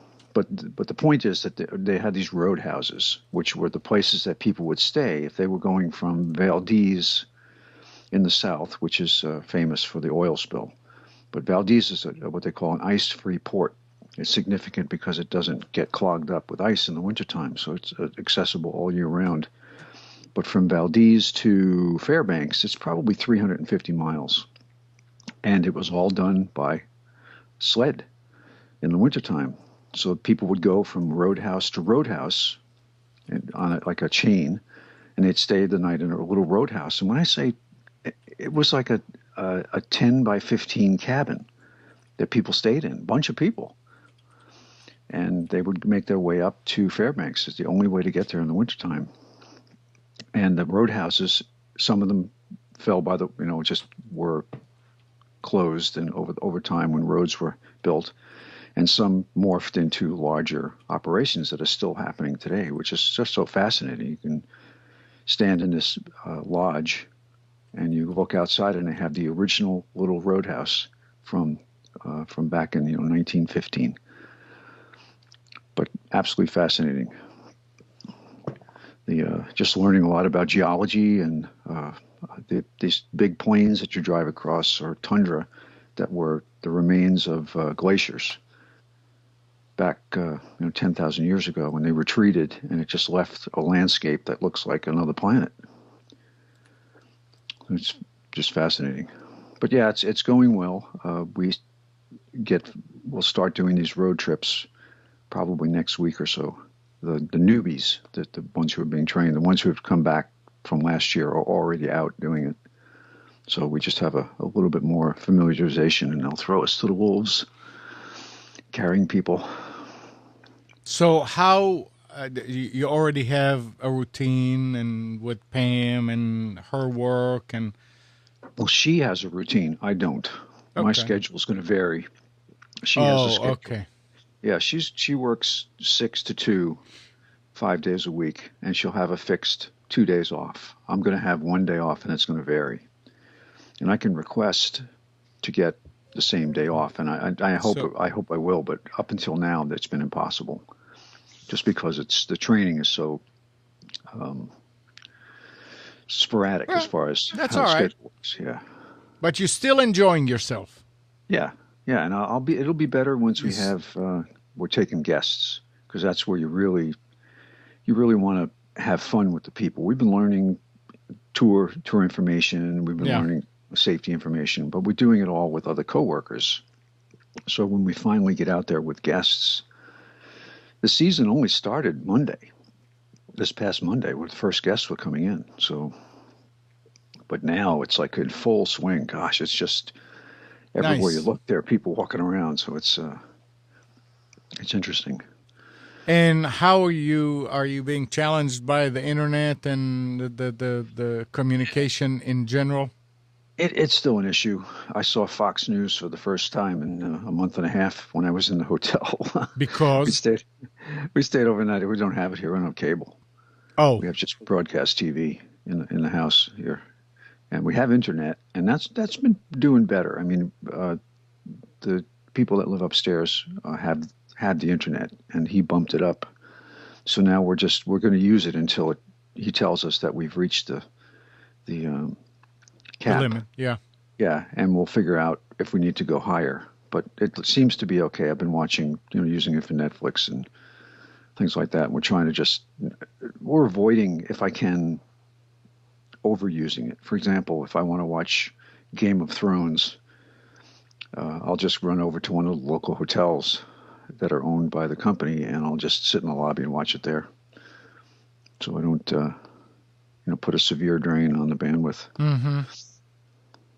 But it's close enough by. I've been riding my bicycle to work. It's about 1.5 miles. It's not bad. You got a bike? Yeah, I bought a bicycle. Yep. Because Pam needs to get to work at 6, and I might not have to be to work. Like tomorrow, I have to be in at 6:45. So you have one of those racks on front of your coach? Yeah.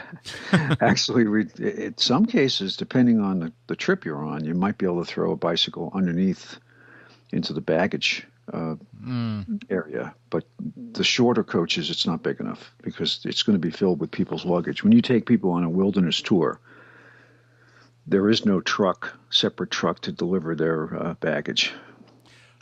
Also, so you are not going to have a coach assigned to you that you'll be using the whole season? It's every day may be a different one? It's based on each trip. I see. So it's you can get anything from a short local driving coach. A highway coach is just one that's equipped with extra equipment. It's got survival gear in it. It's got space blankets. It's got what else has it got in? It's got a better first aid kit. It's got a satellite radio. It has extra belts. Oh, they all have extra belts, but it's got more supplies in it that you can for anticipating an issue. That you're stuck somewhere, yeah. Yeah. So I had to put together my own kit though of specific tools. Like I bought one of those Tyvek coveralls because there are times when I might have to just crawl underneath the bus, and when I have to put the jack under there, you have to get under there. Wow. So they have what they call a run-up block, which is just a piece of wood with it's like a small ramp. So that'll help you because chances are all the tires aren't flat. Hopefully, if you have more than two flats, you're stuck because you have one spare. You don't have a AAA up there? Yeah, we talked about that yesterday. It's pretty funny. It's there is no AAA that will go out there. You might be able to get it in Fairbanks or Anchorage, but not out on the road. So you're not just a driver. Oh no, you're everything when you go on one of these trips. Wow. Well, that's learning new stuff. There's nothing wrong with that. And I did see the other day something. I didn't get a chance to take a picture of it. When I go back on this route, I'll try to take a picture. It was somebody had taken a deuce and a half and made it into a camper. Yeah. It had a box camper on the back. It was awesome. It was actual camper, or was it the shop truck that actually had the enclosure? It was an actual camper. Okay. That somebody put on the back. It was funny. I thought of you right away. So, there's a configuration. Every so often, I'll see a military vehicle off, sitting in the weeds or something like that, and I can recognize a lot of them now. Tell what they are, and it's pretty funny. Did they provide you with the satellite phone? Yes. Is it they give you. There's a phone. They get it's a what's the company? Iridium phone, and they'll give it to you. That's one thing you have to do before you leave. You have to check to make sure that the phone has enough minutes left on it because they buy it by card, and check that it works. And you can charge it while you're driving too, and keep it handy. We have a very specific procedure for if anything unusual happens outside of your normal itinerary, you have to call it in. If you have to divert, if you have an injury, if you have a breakdown, if you have say the road is closed and you're stopped and your schedule gets messed up because everything depends on getting the guests to their next lodge because it's all orchestrated. They're supposed to arrive at a certain time at the lodge, and their baggage gets unloaded. And most of these people are either going to or coming from a cruise, where they've. So did you ever have to use it? No, not yet. It took us about 6 hours to drive across that 130 miles of gravel. The fastest we could go was about 40 miles an hour. So I'm assuming that cell phones do not work at all on the highways and stuff over there? It depends. It depends on what road. Most paved roads, there'll be service. Now it's south. When you drive between Denali National Park and Anchorage, there are sections where there's no service. Okay. And it's a pretty good road. I mean, they kid around and they say there's two seasons in Alaska. There's winter and there's construction, because the only time they can actually fix a road is in the summertime because the ground is frozen. There are actually services they have, thawing services, just thaw the ground so that you can work. They have trucks that have hoses that heat water so you can warm the ground, so you can scrape the top off if you want to do construction. But that's extreme. That's when you're really under. Hey, Spence, we schedule. don't have much time, but Gene is asking, so do you have time to do some fishing? I haven't yet, but it has come up. Working with my my coworkers here about each of the one lodge, the Copper River Lodge, is a fishing place. So we've already inquired about whether there's anybody there or any place we can borrow a pole to go off. We're going to try it. Nice. If I have that's the one place you might get a day off on the trip. Mm-hmm. So I do have specials for Office Depot if you want. Office Depot. It's late. I just realized what time it is. Yeah, don't worry about it. All right. It's all right. Don't worry about it. Hey, Mike, did you and Dan connected? Yes. Okay, good. All right. Well, it's that time again. If anybody wants to see pictures of the trip, go to Facebook and look up the Moose Chronicles. I'll post Moose Chronicles. Yeah, I just have been posting pictures and little descriptions of the things that we've seen. All right, I just posted it, so. Yeah, it's pretty interesting. Wish we were there. Speak for yourself. Hey, anybody coming up to visit? It's a long way to get here, but it's worth it. Sometime in your life, you got to do it. You don't have to. Well, Gene, it's on a lot of people's bet. They're up here for their bucket list. Gene says if you do go fishing, go to the Kenai, yes. Kenai, yeah. Oh, you're reading. Yep, Okay. I'm seeing it. Yeah, Kenai is the Kenai Peninsula south of Anchorage. Is that Is this a typo? Dolly Varden? Did he mean Dolly Parton? Oh no. You know, Spencer, it seems like you're going through an awful lot of training for one season. It is, and the reason it's for road trips. Let me say, I don't want to mention the company that often, but the company I work for is Princess Holland America ground operations, land operations, and they are known for investing an awful lot of money in their employees to train them. And I don't know of anywhere else where you can go and get paid to be trained and paid to get your CDL. For me, because I was a new driver, I didn't have my license. I had to go through that whole 1 month process just to do that. But even if you have your CDL, it's still intensive training. We sat through a college course on how to be a tour guide. And I don't want this to sound like I'm being a smartass, because I'm not, but are they desperate for drivers? Is that why they're doing that? No, they do it every year because they're concerned about the quality of the experience for the guests. They want people to be prepared. Spence, how many drivers that were there last year came in? About half. That, from what I can tell, half. Let me put it this way: half of the drivers that are working here this year are returning drivers. Yeah, and that's They had to add more to Fairbanks because they changed the itineraries. So it doesn't matter why, but I mean it's interesting. And how many drivers is that altogether? What do you think? About 60. That's new ones, or that's altogether? No, that's I'd say about 30 or so are new. Okay, so I would Mike, I don't think they're desperate. I'm just saying that the part of the benefits of repeat drivers and repeat anything in the business is that you can minimize your training cost. Yeah. And for them Spence, you've been there how long?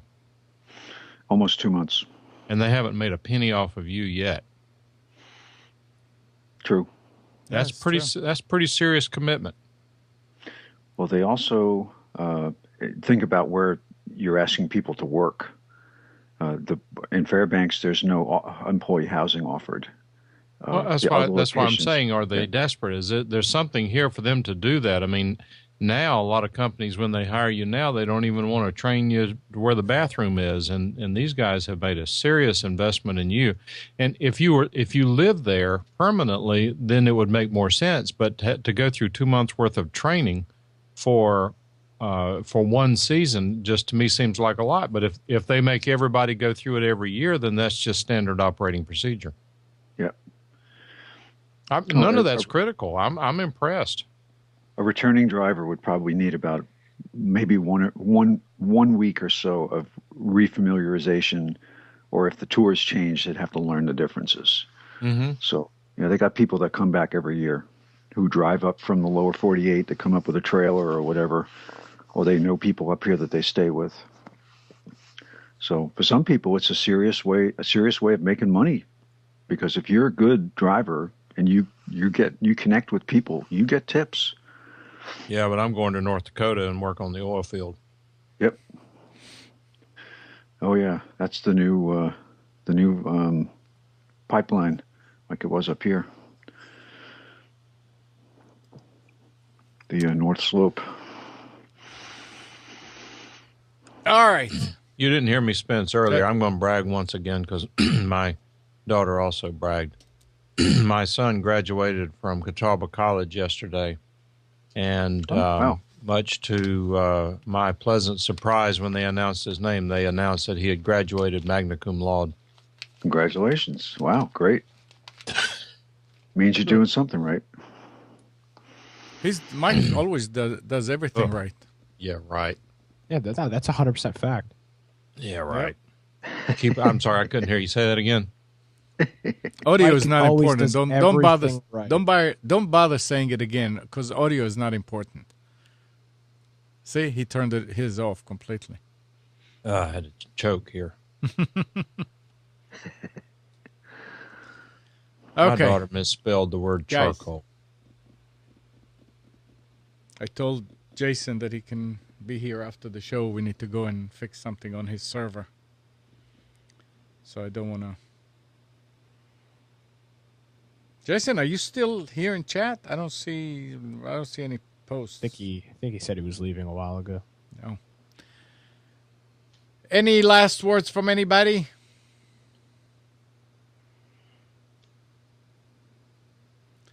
Get a Mac.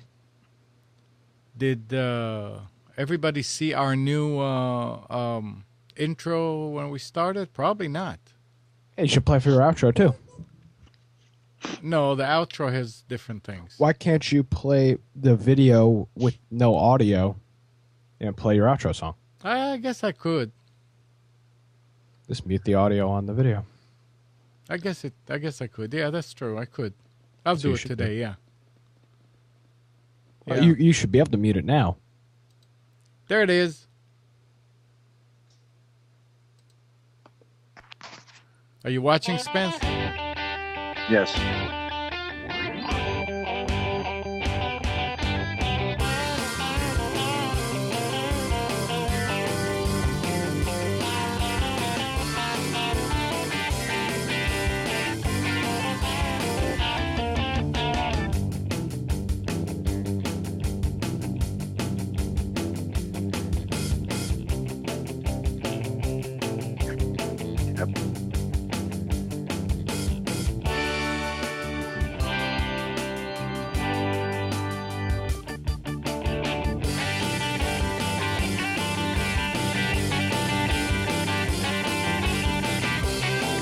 So that's it. That's the Cool. Who did it? Katie. Yeah, I was figuring it was going to be. Yeah, her. I still Excellent. I need for her. I mean, if she still may work on a different one, but she needs to change some of to add some more text.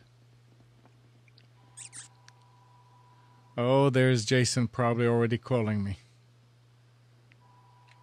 Oh well. Anyway. Yes, some people call without waiting for the show to be over. Yeah.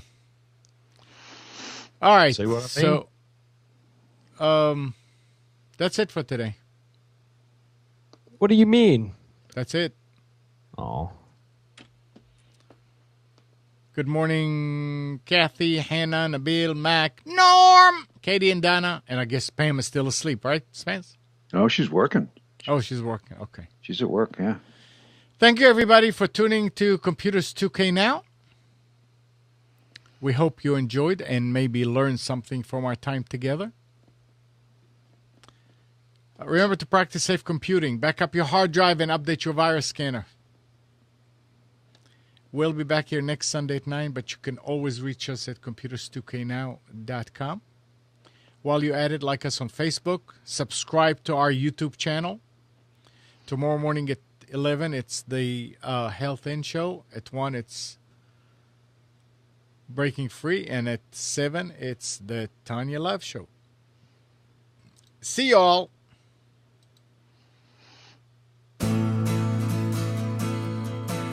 I can't do that.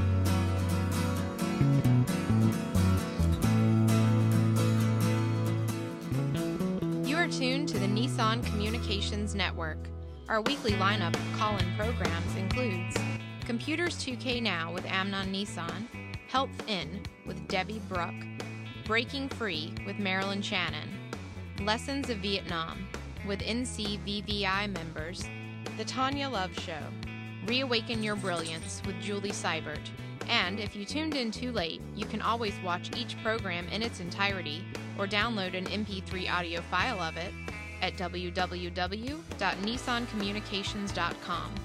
Sponsored by Atomus.com, makers of quality video recorders and converters for professionals. That VidBlasterGuy.com, CarolinaApparel.com, and DeltaForce.net.